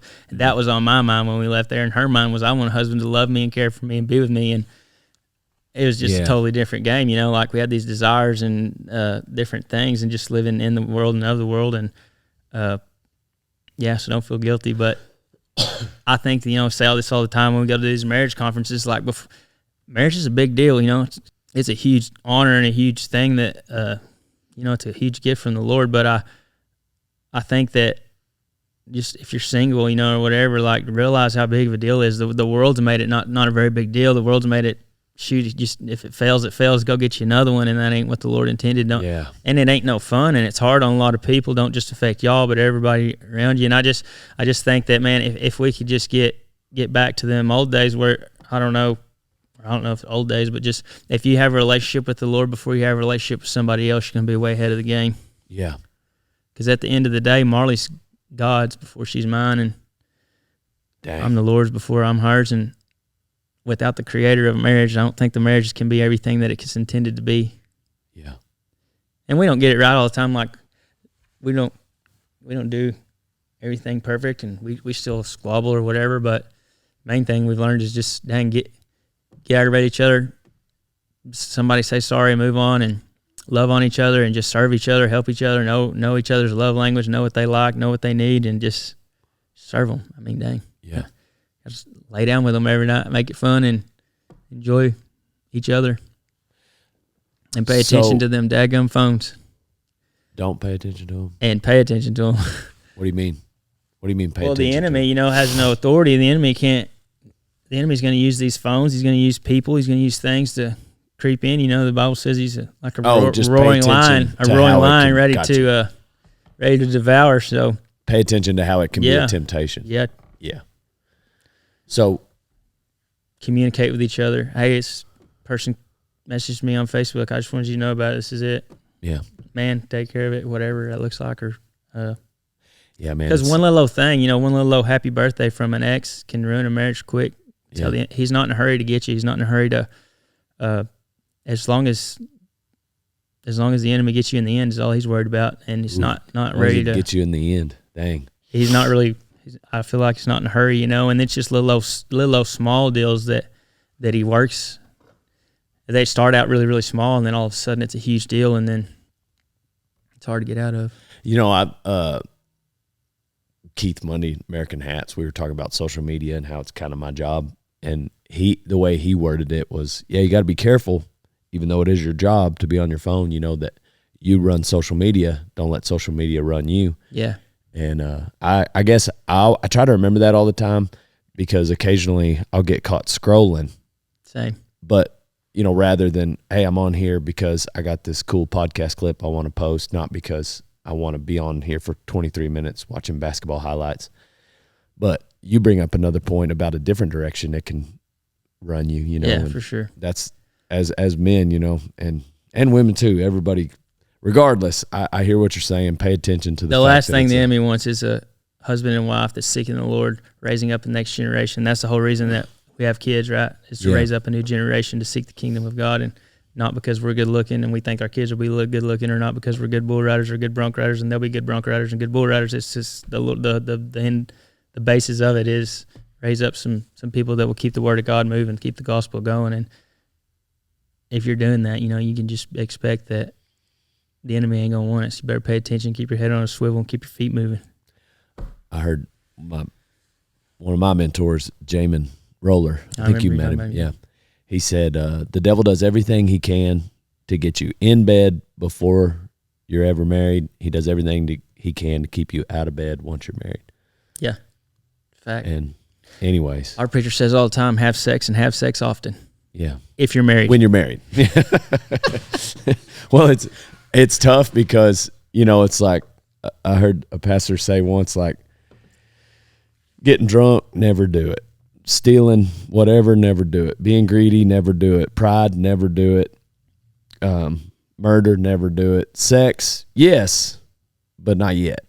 You know, and so it's this one thing that's kind of dangled in front of us by you know, the devil in society, and it is a blessing from God, but it's got to be in the right context. Yeah, and sure. Anyhow, speaking of my preacher, Cody Cochran loves you. You should invite him on. I would love to have him on. I would love to meet him. So many. He's like the day workers preacher. I feel like he's like the Cowboys man of God. It's like all you guys. I'm so thankful for him because here I am, the guy that married you, and where am I in one of your darkest days? But he showed up, and he would actually. That's awesome that God used him. Yeah, he would actually probably love you, but I don't know if he loves what you do. Oh yeah, what's that? What do you mean? When we bring you up, he's like, I don't know about that guy. He makes fun of everything I've ever loved. He loves punching cows. Does he not get he doesn't get the joke? Oh yeah, he does. Yeah.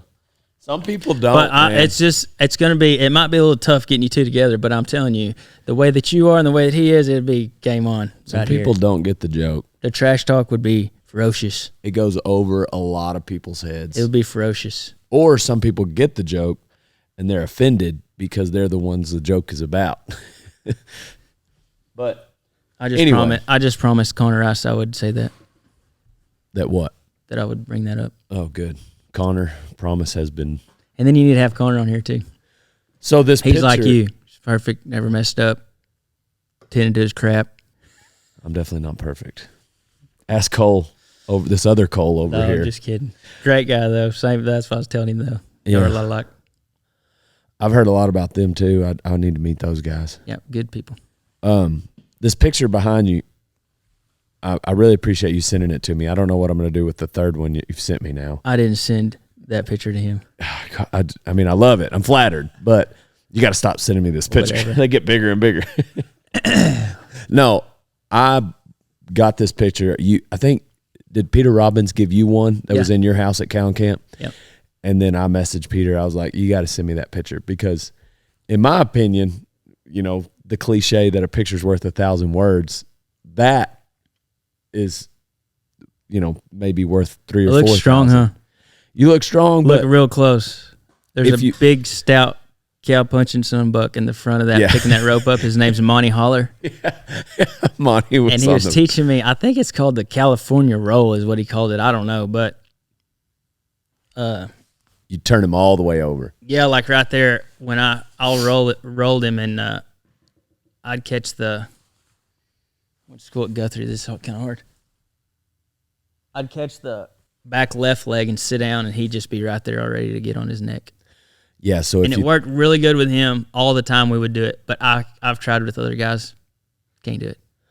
Well, that guy's a cowboy, Monty. Yeah, for sure. I love Monty. So I've seen Buster Frierson do it, but he could do it by himself. Well, it wasn't a calf that big. Oh, I'm sure he could probably California roll a calf that big, but I love having that picture around, and I love it even more now that I know that you were trying to roll him all the way over.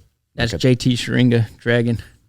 That's what some guys told me. Who is that in front of him off to the right with the vest on? Gosh, owns a spade ranches. Where were y'all there? That was over at South Camp at the Southwest, those pins on the flat. Well, I love the attitude that it takes. You know, like that to me is also, that's Cole Hatfield because, you know, you ask a guy to neck him. That's not a small calf. Most of the time guys will neck like a little calf, you know, like, hey, I just knew Monty was so good. You trusted your fellow flanker. I always trusted Monty. Yeah, but you would always, I could see you yelling, bring them on the biggest of calves. It's just faster, neck them. Man, Brad Good would neck so many of them. Really? I actually kind of got tired of necked calves over there every now and then. Yeah. The right guy and necking them is fast. Yeah. Like Brad would never get in a herd, be right there on the edge. That's another, like Cody Taylor always said this and it's good, but like, a lot of people drag one up there and then they go in the herd and they're still building their loop and they're looking down and their horse is walking around and they're walking over the calves and they're trying to get the rope ready and they're trying to do all their things. Like, man, I was blessed to be around those guys that would chew your butt out and like let you know. Yeah, like Cody's telling me that in New Mexico, like you drag that calf up there, drag your loop back up there, be building a loop and looking for one on the outside. Have 2 or 3 to set up, and if you go to them and the first one you see ain't set up just right, then have that second one ready, set him up, like have it to where it's not really a haul butt thing, but just that kind of goes back to the smooth deal. But like Brad, he was really good at it at picking them off the edge right there. The only time you should ever really get to the back is toward the end when you're cleaning up and trying to find them last few. But that guy's an exception. Hagen was like, man, you got to stop riding to the middle. You got to start on the right side and then walk down the line. You know what I'm saying? Because I just kept riding right to the middle of the herd, and you see one on the right. Now you got to go out and around him. Yeah. It's all in setting your calves up. And 2, just be looking. Like even Wes is all about that. Like, know what you're going to go get. It's just quicker, more efficient. How did your horsemanship skills develop? How do you see yourself as a horseman early on compared to? At the 6s, so at Wagner's, man, I thought ranch album. Yeah. Like I didn't care. I didn't care what they were doing. I didn't care if their head going this, here, going there. And really didn't have a very good string there at first. Kind of got what everybody didn't want. Which is fine, but I didn't worry about it there. I didn't care. My whole life up to that first camp job, I didn't care. I just rode them. Mm-hmm. I knew that if you rode them, you could do stuff on them. So, but then when I moved to Dixon Creek, I had that good little sorrel horse and little Tex, and I could tell, he's different. So I was like, I'm gonna really dive into this. That's one thing about, and this is kind of a bad thing, but like I kind of go all in on something, and man, I'm gonna do it the best ability. Then if I go do real good at it, I'm kind of like, all right, let's go to something else. But because like I don't want to show another horse ever again. But I couldn't stop showing when I got him, and I went down to parks and stayed for a week, and that park is another one of them guys hustling, get up early, go all day, half the night, working, son of a gun, and efficient at it. But horseman to the core and just smart, and man, he helped me so much with that horse and got him going. And I went to those ranch and heritages and did real good on him and had fun showing him and all that. But so I learned a lot right there training him to go to those shows. And so I got a little bit better. And then like I was telling you earlier about Stoney, I really liked every one of his horses. And if he hears this, he's going to think this is so funny, I bet. But I would get so mad at a horse and trade it to Stoney, and he'd make it the best thing there was in the world. Every time I'd be mad, every time I get mad, go to cussing, what he'd say, he'd ride over and be like, "He for trade?" "Yes, sir." "Yep, but for what?" What you got? Man, we'd trade right there. And I remember one time, you remember the buckskin that Zach Peters rodeoed on? Yeah. Ray-Ban? Yeah, Ray-Ban. That son buck. Didn't you call him something different? No, I just called him Ray-Ban. I don't know. I call him a lot of stuff, but I thought you called him Ray Charles. Yeah, Ray Charles. Because I said, why you call him that? Because he's blind? Yeah. And you said, no, because he's really good at playing the piano. Yeah. So anyway, he wanted to buck with me every time I get on him. He couldn't buck hard. And anyway, we buck every time. Stoney really wanted him, because Stoney could see this somebody going to be good. So I don't remember what I traded for, but I told Stoney, I was like, he'll buck every time you get on him, which ain't going to bother Stoney because he can get by anything. But I said, I don't know, they were giving me crap, whatever. I said, get on him right now, saddle him, ride him. Promise you buck. Some buck saddles this sucker, hawks it in him, turns him around toward the arena, steps on him, trots off. I was so mad. I was like, how does he do that? And then when I first got there, Bubba Smith, this is another thing I learned. This is when I started learning, I started learning some things about camps and horses. When you get to somewhere, it's better to get something somebody never rode than it is something that they rode a lot. But anyway, he gave me like a 7-year-old that somebody had started, and real Fletch, big, pretty, ball-faced, stout son buck, but he was silly son of a gun about a lot of stuff, and my immature crybaby mind was like, I can't believe, somebody would start him at 2, never ride him until he was 7, blah, blah, blah. And so I rode him a few times, and then Sonny saw, oh, that sonbuck right there don't know nothing. I could teach him something, and he'd be a good sonbuck, and he's ball-faced, chestnut, pretty stout son of a gun. So he hears me griping and moaning about him one day, and he's like, I'll trade you. He was going to trade me something. I don't even remember when I traded for him, but something probably already broke that had a bunch of aggravating stuff from the previous 10 riders. And, man, he made a heck of a horse out of that horse and made him quick. What do you call him? Houdini. Okay, yeah. And let me tell you, it ate on me and ate on me and ate on me. So I finally told him, I was like, guys, you made an awesome horse. Good job. Like, how did you know, or whatever? I was picking his brain, and he said that him and the boys, he's talking about his twins, Cutter and Cooper. He's like, I think he said they learned down there at Pitchfork, says a little better to ride those big 5, 6, 7-year-olds that had just been started than it was to ride those ones that somebody rode all the time that, were aggravating. You could kind of make what you wanted or whatever. Yeah, for sure. Man made a good horse. That guy can make a horse quick. So there I started really watching him after all that. Sony trying to do that deal, and that's what I still do today. Is just try to really camp on one. And he would say when he thinks that they're getting it, he turn them out and start another one again and on that same deal and get that one back up in a few days. And if he seems like he's still got it, then you've got a horse ready to go all the time. But he said if I get him back up and he don't got it, I put him back on that everyday deal or whatever. Like that's another thing I've learned too, and especially working over here at the Smith deal that I've got now. Like them things are tougher than you think. Them horses, like you can ride and use them things. Like I feel like we pamper them too much now, and except for Ball, you didn't pamper him. Yeah, pamper. Anyway, you get R.I.P. Like, they Ball. can take a lot. Like R.I.P. Ball. I just get on this mindset of like God, all these horses I got to ride on where it's actually would go faster if you just stick to one for a while because that's how they learn repetition. So yes, sir. What about cows? I'm sorry. Go ahead. Wesley Jackson is the manager where I work now. I have a little part-time deal, take care of a couple of cows or a couple sets of mama cows, and then help with them. They're turning out yearlings and stuff, and just help when I can. And I'm at the church a couple of days a week, and then go out there and tend to my country. It's a good little deal, awesome deal. I love it. It's my funnest ranch job I've ever had in my life. But Wesley's taught me a lot, and he rides a good horse. And anyway, it's just you just learn things from a lot of people, and some things it's little things and just inches of where you put your leg or whatever and all this stuff. But it's crazy the difference that little things make. But I'm not a very good horseman. I'm not very good. I don't have a lot of feel. I go to my hands too quick. Everybody says too handsy. Need to ride more with my legs, but whatever. All I use is my hands. All I use.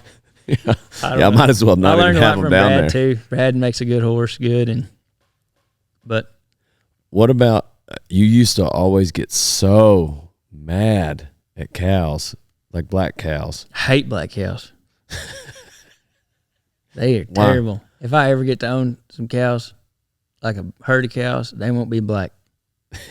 Promise. Write that down. Because they walk too slow for you. Yeah, and they just ain't got no. God dang, they're just too gentle. No passion. No passion. No passion. And then things when you get them that you go hit these in the butt and then you leave them to go get these and they just sit their head down and start grazing. What?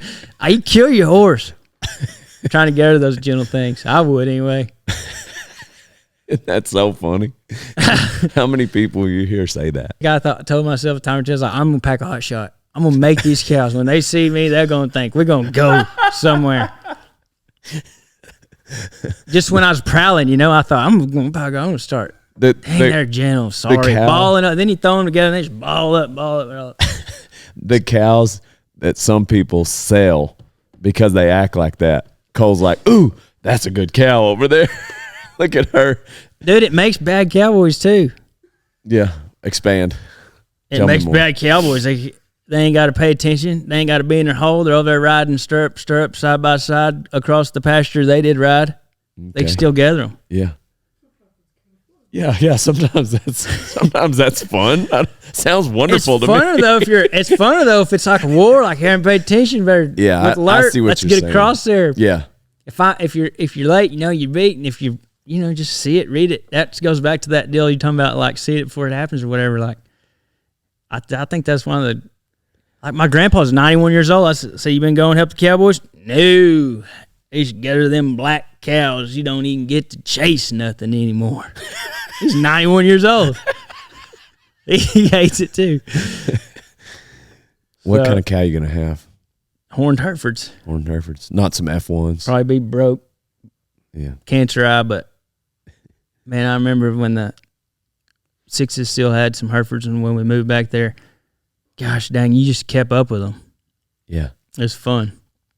And then they got them horns, and they didn't ball up as bad, and they're just looking to go somewhere and take their calf with them. That's another thing. Them old black cows are terrible mothers. Yeah. Trying to calve some of those out. They let anything suck, and it's just a pain in the rear. But I don't know. And when you're feeding cows too, like those Herefords, they don't ball up on each other and maul each other.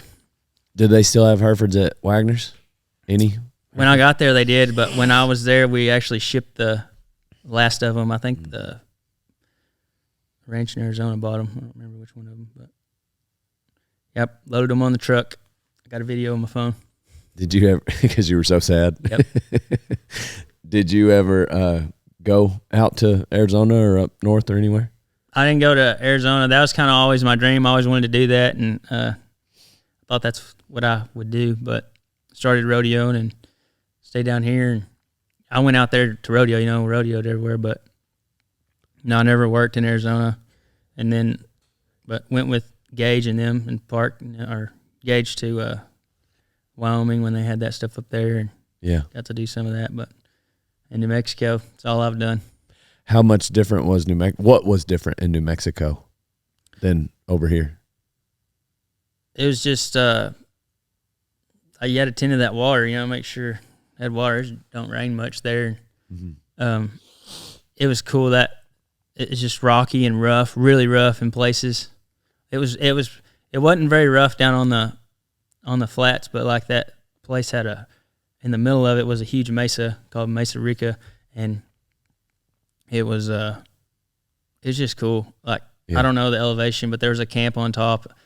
I really wanted to move there so bad. It's way up there. Like in the bottom, it'd be like, I don't know the degrees, but like up top, it'd be snowing hard. Dang. And anyway, took Marley. The first time we went over there to look for a job, that was open, and she was pregnant with Hayes. Ooh. I think. Yeah, she was.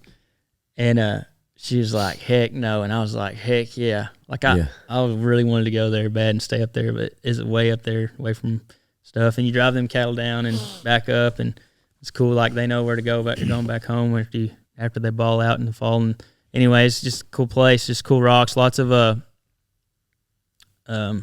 dwellings and stuff, and all kinds of things. It was just neat, rough country. But as far as like the way they operated was all pretty similar to West Texas. Yeah, kind of. The pins weren't like here. They were like two square, like two branding ewes. You branded a little different, did a little things different, but and like you didn't have a chute in a lot of them, so you would thief load the dries like in this when you're branding, cut the dries outside, and That's how your dad liked to do it, though. yeah, it's better have a little room, but cut the dries and then pull a pickup in there and load them between the truck and the fence because there wasn't a chute. Yeah. Had to do that a lot, and then Did when you went to Poison Spider with Tom and them? Did y'all probably did it the way Tom normally did it? Y'all probably, or did y'all head and heel? Nope, we didn't head and heel nothing. We just did like we do at home. Yeah. So you leave Cowan's, and then what? So yes, At the Wagner's, you're at the Wagner's working the Cowan place, and yep. Cody was like, I went and shared mine and Marley's testimony about like how when we had an encounter with the Lord, whatever, like what changed us, and just the miracle they worked in our life over there on Wednesday night. And then after that, he said we need to be praying about getting a place bought over there, move over there. I thought, there's no way. And he was like, oh, yeah, there's no way the Lord fix your marriage. No way the Lord can change your life. No way, no way, no way. Yeah, let's just give up on it. Just run from it, be scared, whatever. So started praying about it. Not too long after that, some huge doors opened up. Some things happened. And place that we wanted, the place that we seen come up. And it worked out just as good as it could for us to get it. It's a little too high there at first for us. And Rock and roll denim is what Dale Brisby uses to spur his bucking bulls. I get the reflex. Gives me the mobility I need to be the cowboy I am. So go to rockandrolldenim.com, old son.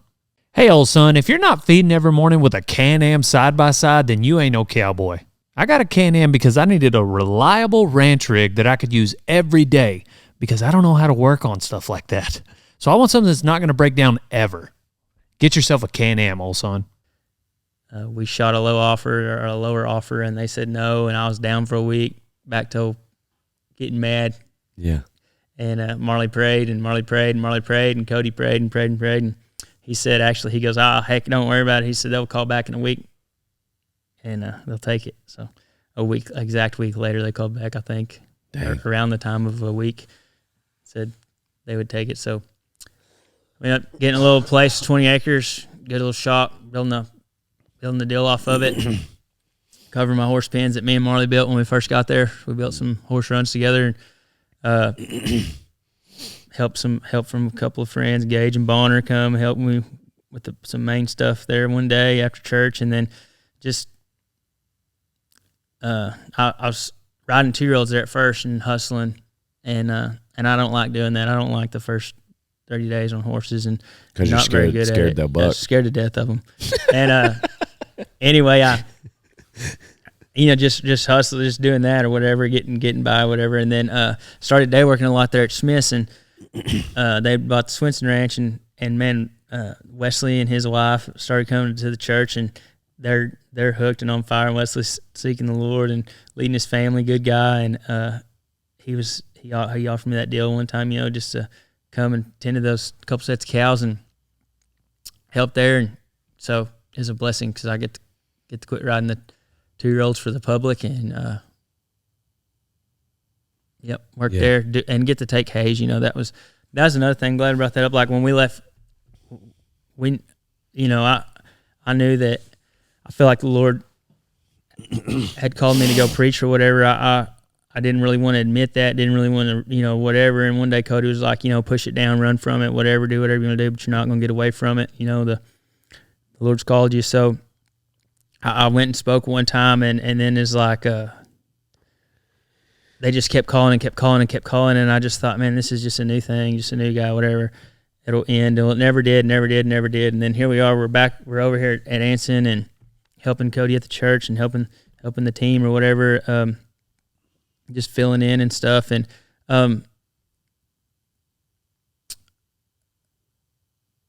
the hardest thing for us to, I think a lot of people struggle with this, is just stepping out in faith, like to believe the word is true, believe that he has plans to prosper you, not harm you, and plans to give you hope in the future. And he's got things out there that no eye's seen and no ears heard and no man can imagine, like believe those words, believe those verses. Because when we finally did that and stepped out, we were so scared to take hays away from that cow camp because that's all he knew. He knew the roads, he knew the horses, he knew everything, and it's what he loved. He loved to do that, and we were worried that we'd get over there and I would have to do something other than be a cowboy and or whatever, and not be able to go ranch, and I'd go be day working my butt off and never get to take hays and all these things that the enemy would just come and put on your mind. And we were worried about that, and worried about can we afford a mortgage, can we afford our own place. We've never owned our own place. I was born in a camp house, always lived in a camp house, and all these things, running through our minds, everything we were scared of. And it's just like, and then God created this perfect Cole Hatfield scenario where you're a preacher and then you also take care of a camp. Yeah. And I forever, just door after door after door he opened. What a cool scenario. Just grace. I don't deserve any of it, but I'm so thankful for it. I'm so thankful that it brought us out of the. It's kind of a random question, but I can see and make assumptions on how it helped you. But being the bronc rider that you are, How did that help you with knowing you had spurred down Frayed Knot in Cheyenne or whatever horse? I only spurred whatever. that horse down for about 3 jumps. Oh, really? Oh, well, yeah. You got a bad to the bone picture. Yeah.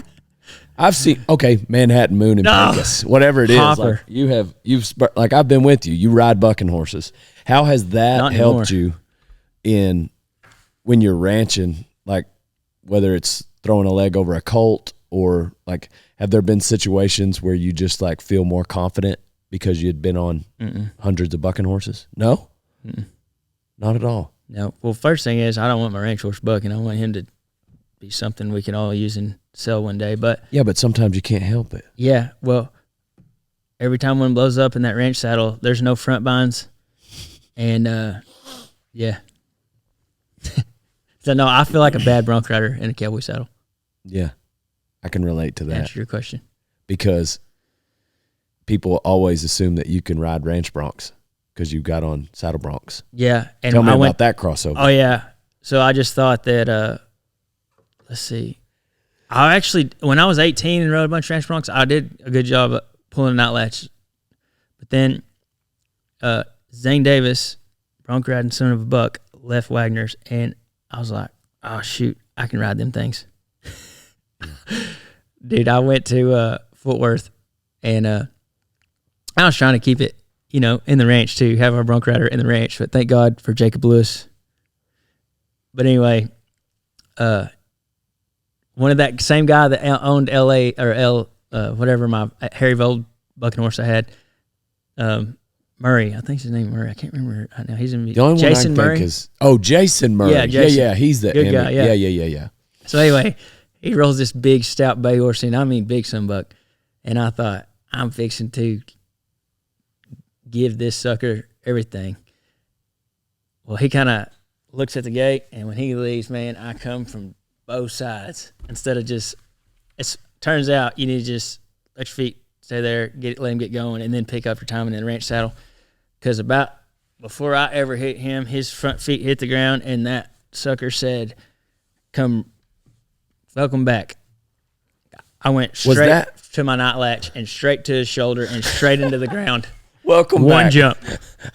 Was that Fort you Worth? were there, yeah. Fort Worth, yeah. And everybody was like, oh, this guy rode south. I just knew. Everybody's thinking, I'm sure, this is going to be good. One jump. And I kid you not, He this didn't is buck not you a lie. off. Did he buck you When off? I hit, one jump. Jump me. I thought you meant you grabbed your knot latch. The first thing I thought of, I hope Ryan Wakefield's not watching this on TV. Turns Thing I out, thought, oh yeah. turns out he was. I had like 100 texts that said, hey, you don't got to mark those out. And then the next night, man, I just was so beared down, I couldn't even move, and the horse wasn't very good, and it was terrible. And then I think the next one I got on for him was at Houston, and it was Mitch Sherrill's horses. Gosh, them things buck too. Don't they? No night latch. Took my saddle horn, bucked me off, hurt my ribs. Drove first was my head, then my neck, then my shoulder, then my ribs. I was like, this is so dumb. And, pride, I was like, I'll figure it out. Just knock the rust off. But kind of really not wanting it either like I used to, like I used to. Just couldn't wait till I got in there. Uh-huh. And I was prowling one day, and Brad was like, hey, in the nicest way. What he meant was, you suck. Heath had got Jacob Lewis. He's going to ride our Bronx. So I was like, huh? A little bit kind of like, that gun, I hadn't got it figured out yet, but I think I can. But then on the other side of me was like, thank God. yeah. And then Jacob, he wins. We went to high school. He had a broke ankle, won the dang bronc ride. And I was like, yeah, I couldn't have done that. So, to me, I told somebody, I think that saddle bronc riding is a boxing match. You have a list of fundamentals and you execute them, you're going to ride good, like a boxing match with a ring. But ranch bronc is a street fight, and anything goes, and whoever is best at ranch bronc is probably also good in a street fight. yeah, we say all that, but then Waylon, he makes it look easy, and then Colton Mayo makes it look easy. Yeah, coming up to Fort Worth, I was like, I'm going to be like Colton Mayo. Wrong. Jacob Lewis makes it look easy. Yeah, Jacob Lewis. Jacob Lewis is one of the guys that can ride saddle Jumps broncs off. and Yeah. ranch broncs. learned saddle bronc riding faster than anybody. It made me so mad. Yeah. Except Sage Kimsey. I went to the first time I met Billy Etbeyer, I was going to say this. Went to the Etbeyer school to learn how to ride broncs. Reggie made me get on like, I don't know how many. I think I ended up putting like pieces of cardboard in my pants because my legs were so cherried and ate up from the swells, getting on so many. And Billy Etbeyer shows up. Everybody's like introducing themselves, meeting him, whatever. They put this big guy on a bull because Alan McCloy, coolest stock contractor in the world, the only one that says pull him tight. Everybody else is like gets on to you or whatever it seems like. But he's like, yeah, this old bull just jumps down the pen. Put him on there because he's a big guy, you know, and them cows wouldn't do anything with him or something. And, dude, this bull turned back and bucked. And this guy hung his leg. Well, Billy ran in there to save him. And that bull broke his nose, laid his nose over. Been there like 4 or 5 minutes, seemed like. And Billy's gone. Went to the hospital, broke his nose. But, where's I going with that? Oh, yeah, Sage was there. And, yes, before he was Sage, and he gets on this bronc and spurs the crap out of it. Yeah. I've been on like 30, and I can't do nothing but mark them out for 2 jumps and then get slapped on the ground. Yeah. And then Reggie go get my saddle and put on another one. And I later on in life, like I asked him, I think one time I asked him, you know, I told him about that and how that made me so mad that it was easy for him, whatever. He's like, yeah, I think he said his dad wanted him to learn how to ride broncs, but he wanted to be a bull rider. So, Didn't you have an encounter with another world champion bull rider? Dude, if you guys think you want to go, don't be going with Cooper Davis. Not only is he an awesome bull rider and a stand-up guy, he will whoop your butt. I learned something, though, from that guy. If you knock him down, don't let him up. Because when he got up, he was a mad guy. And I lost. We were beat up at that school. Yeah. But was that the same one? I ran into him later in life at Cheyenne, and we were good. Yeah. That's a good guy. I'm sure. He's cool. Yeah. I've only ran into him a few times. He's but tough. I made sure not to fight him. Yeah, don't be trying to fight, especially now. He looks big. You been in any other fights that you care to talk about? No. No fights, or you don't care to talk about it? I don't want to talk about it. We don't have to. Man, I thought I had another question. I was trying to remember. Y'all got a ranch rodeo over there at the Smiths deal? They do, yeah, but I'm not gonna go anymore. Yeah. I'm gonna try to keep my eye on the ball and because keep growing in what the Lord's called me to do. And your plate's probably pretty full. Like your weekends it are gets tied busy. up. Yeah, that's one thing I've had to learn, you know, here recently too. But yeah, gotta pay attention. You know. I was reading the other day in 2 Timothy, Paul's talking to Timothy. You know, Timothy's kind of biting his head a little bit, and he's telling him, like, talking about being a soldier, you know. Yeah.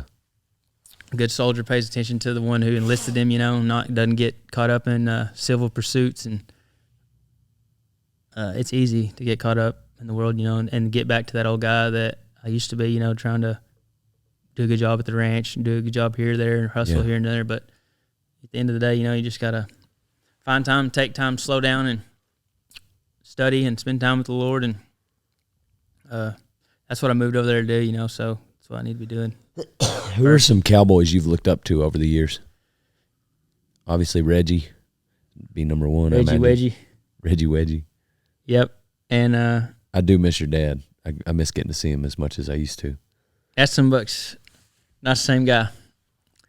I'm excited about him. He's surrendered up and loves the Lord and just is full of joy and chill, and it's crazy. I loved your dad. Not that he was ever. I mean, I still do, but he always reminded me of my dad. I think that's maybe why it was so easy for me to be around him. Yep. Anyway, I'll let you keep going on Cowboys. Yeah, I guess him, and I learned a lot from Cody Taylor, man. He taught me a bunch. That guy didn't have to, but he kind of took me in, and for a couple of years there that I was around him a lot, and he's a good cowboy, and I learned a lot from Brad Good and Stoney and Bubba. And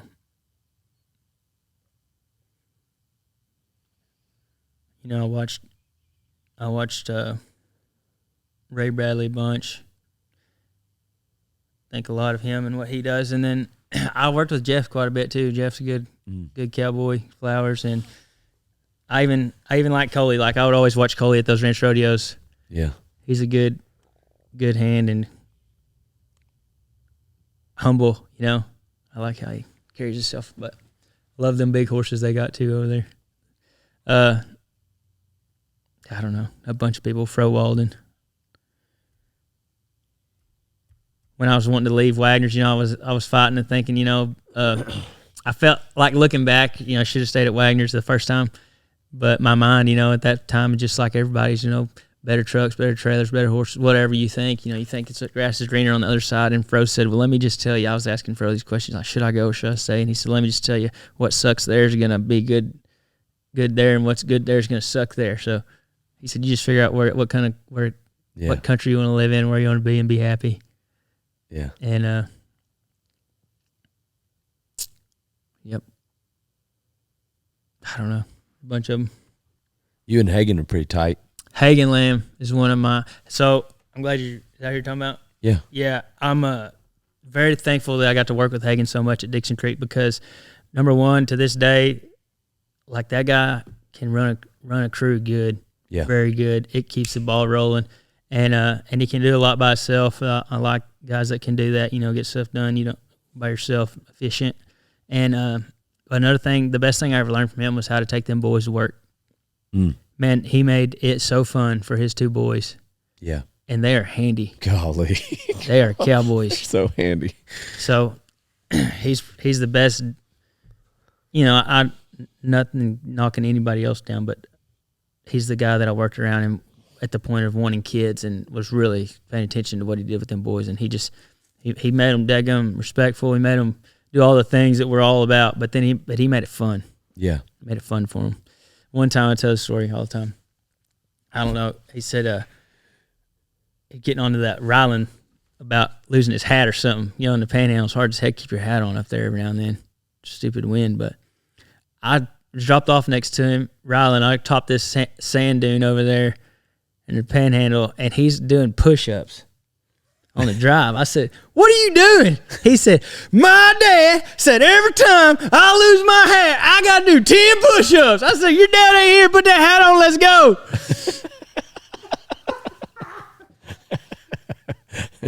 Get off your horse and Goofy, so good.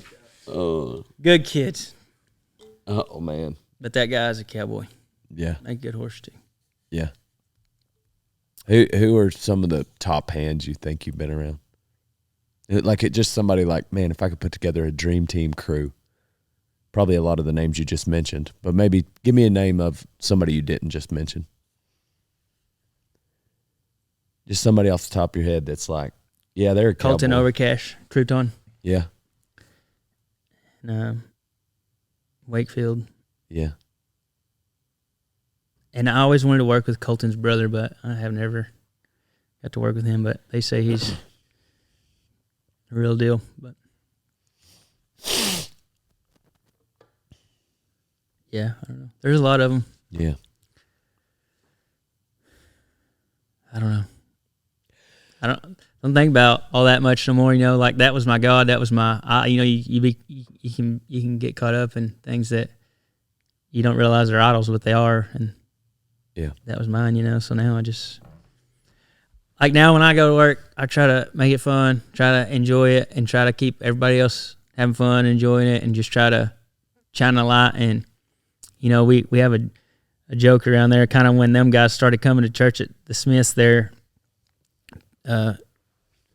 Cochran was preaching about conduct or something, and so, like, somebody starts losing it on a black cow, you know, we'll just start screaming conduct, and it's fun, you know, have fun, and shoot, everybody's gonna cuss a cow or something every now and then, and you're gonna slip up. Nobody's perfect, but just try to change the scenery, you know. Like, we can be good hands and we can be good men and lead our families in the right way and still be wild, gamey men that we're called to be. I mean, everybody that he used in the Bible was a tough, gamey sunbuck.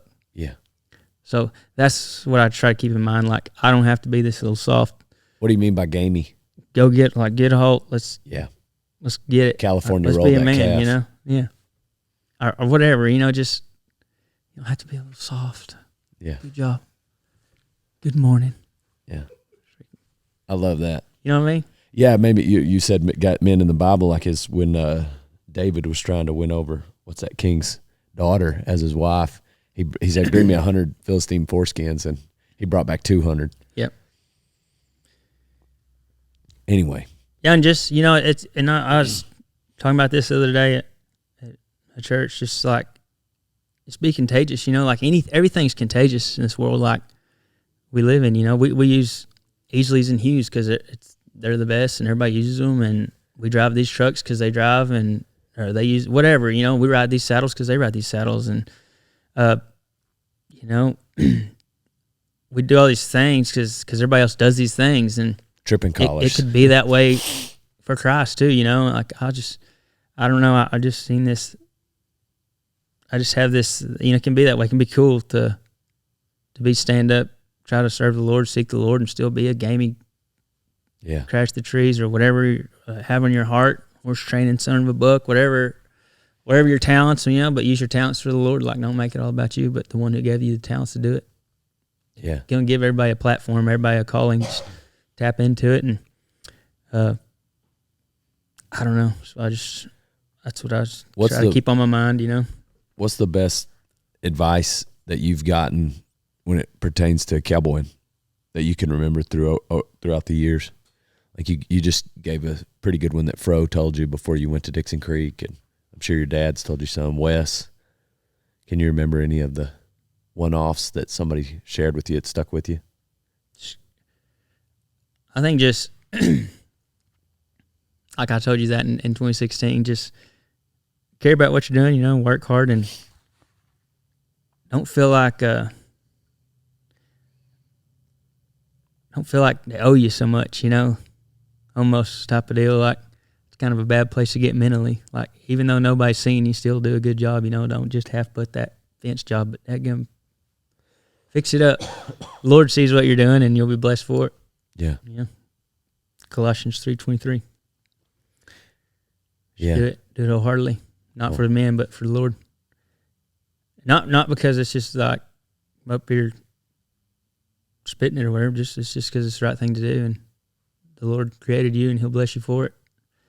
You know, if you're where you're at right now ain't no good, or you're not enjoying it right now, just keep doing a good job there, because you know He's got something else maybe in the books. But how are you going to be at this point, and how are you going to be in this season before the good comes, or something better, or whatever? I don't know.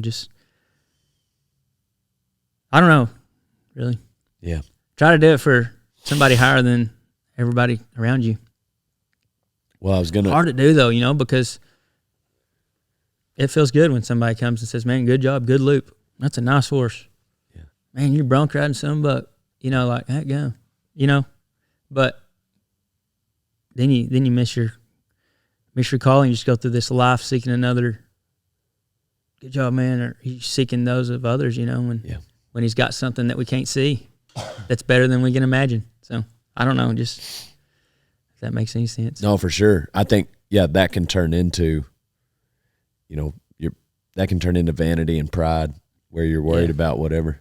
Yeah, and then you're like me, like I was forever, and I think don't lead your wife, and don't love your family, and then the enemy gets to come in and where it's weak. And I don't think it's a sin for you for me to tell you, like, for instance, how highly I think of your work ethic and your cowboying skills. That's not a sin for you to take pleasure in me saying that, but I agree with you 100%. It can lead to that's what your angle is. Yeah. And that's dangerous. Yeah, and we ought to be doing that in our circle anyway. Like, hey, man, good job. Yeah. Like, dang, you're right. Good job. Good job getting by that one. He made a good horse, you know, or whatever. Ought to be lifting our fellow man up. There's plenty of people throwing them down, you know. We usually wrap these up with life advice, but that's kind of what we just talked about. So in lieu of life advice, what's been your favorite go-to scripture as of late? Probably, I got two of them that I kind of run at, or really about five, but Romans 12:2, don't be conformed to this world, but be transformed by the renewal of your mind. You know, like a lot of people, if you're going to go preach, a lot of people are going to think that you're not worthy or no good, but I mean, who is? Who is?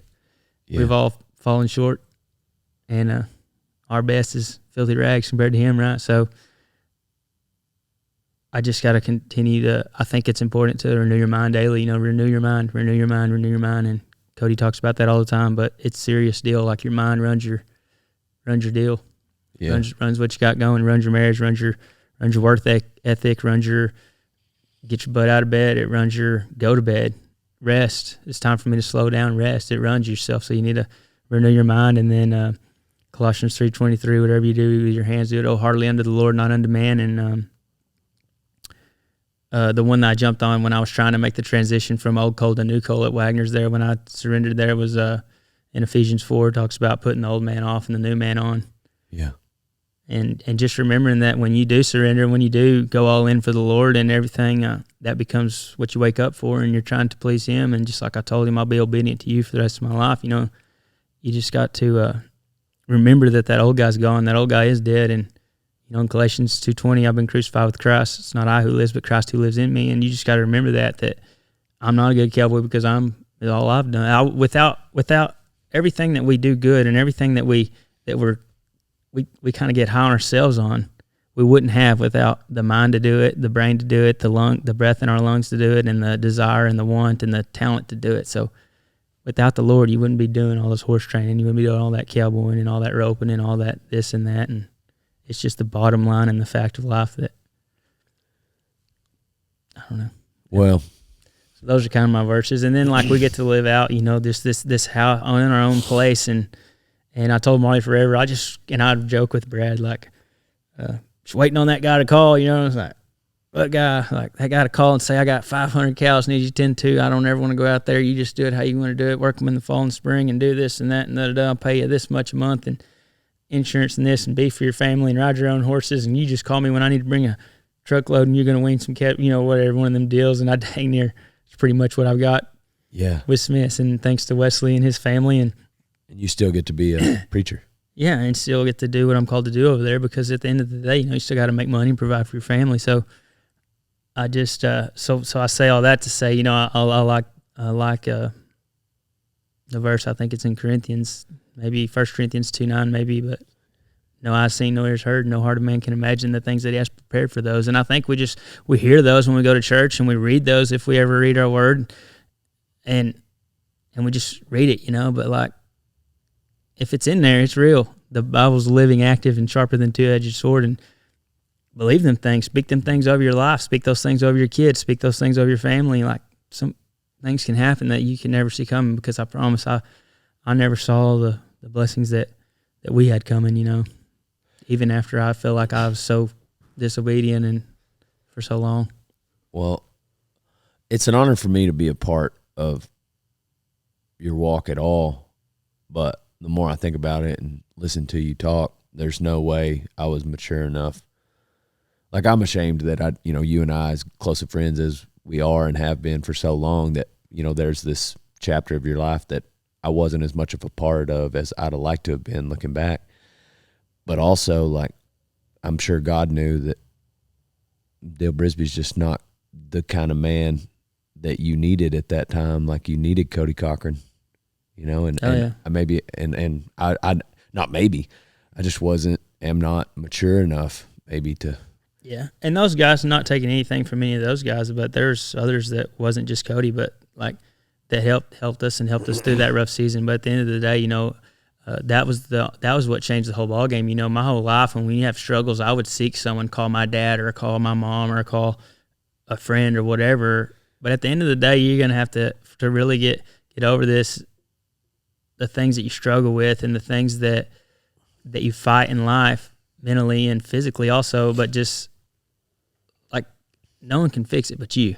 Yeah. The decision is yours. Are you going to live for you, or are you going to live for the Lord and get the blessings from the Lord? So I think finally when I got to a place where I didn't run to people, but we're created in His image. That's who I ran to, and that's when things changed and things started looking up. And like, for you saying being worried about not being a part of it, like, that's not all on you. I had a hard heart. I had a Yeah, you also had a phone. You could have called. I had a hard heart, and heck, I wasn't gonna call you. I didn't, that's Yeah. just how it goes, and that's something that we got to be aware of too. Is that's a good guy right there. That's a friend of yours. That's not an enemy. So love people, Yeah. and so anyway. Yeah, I was about to say something. I got lost for a second. Hurt your feelings that I didn't call you. Everybody calls me. No, Oh my God, no, phone's always ringing. no. I didn't. I don't expect that. I don't expect that at all. But,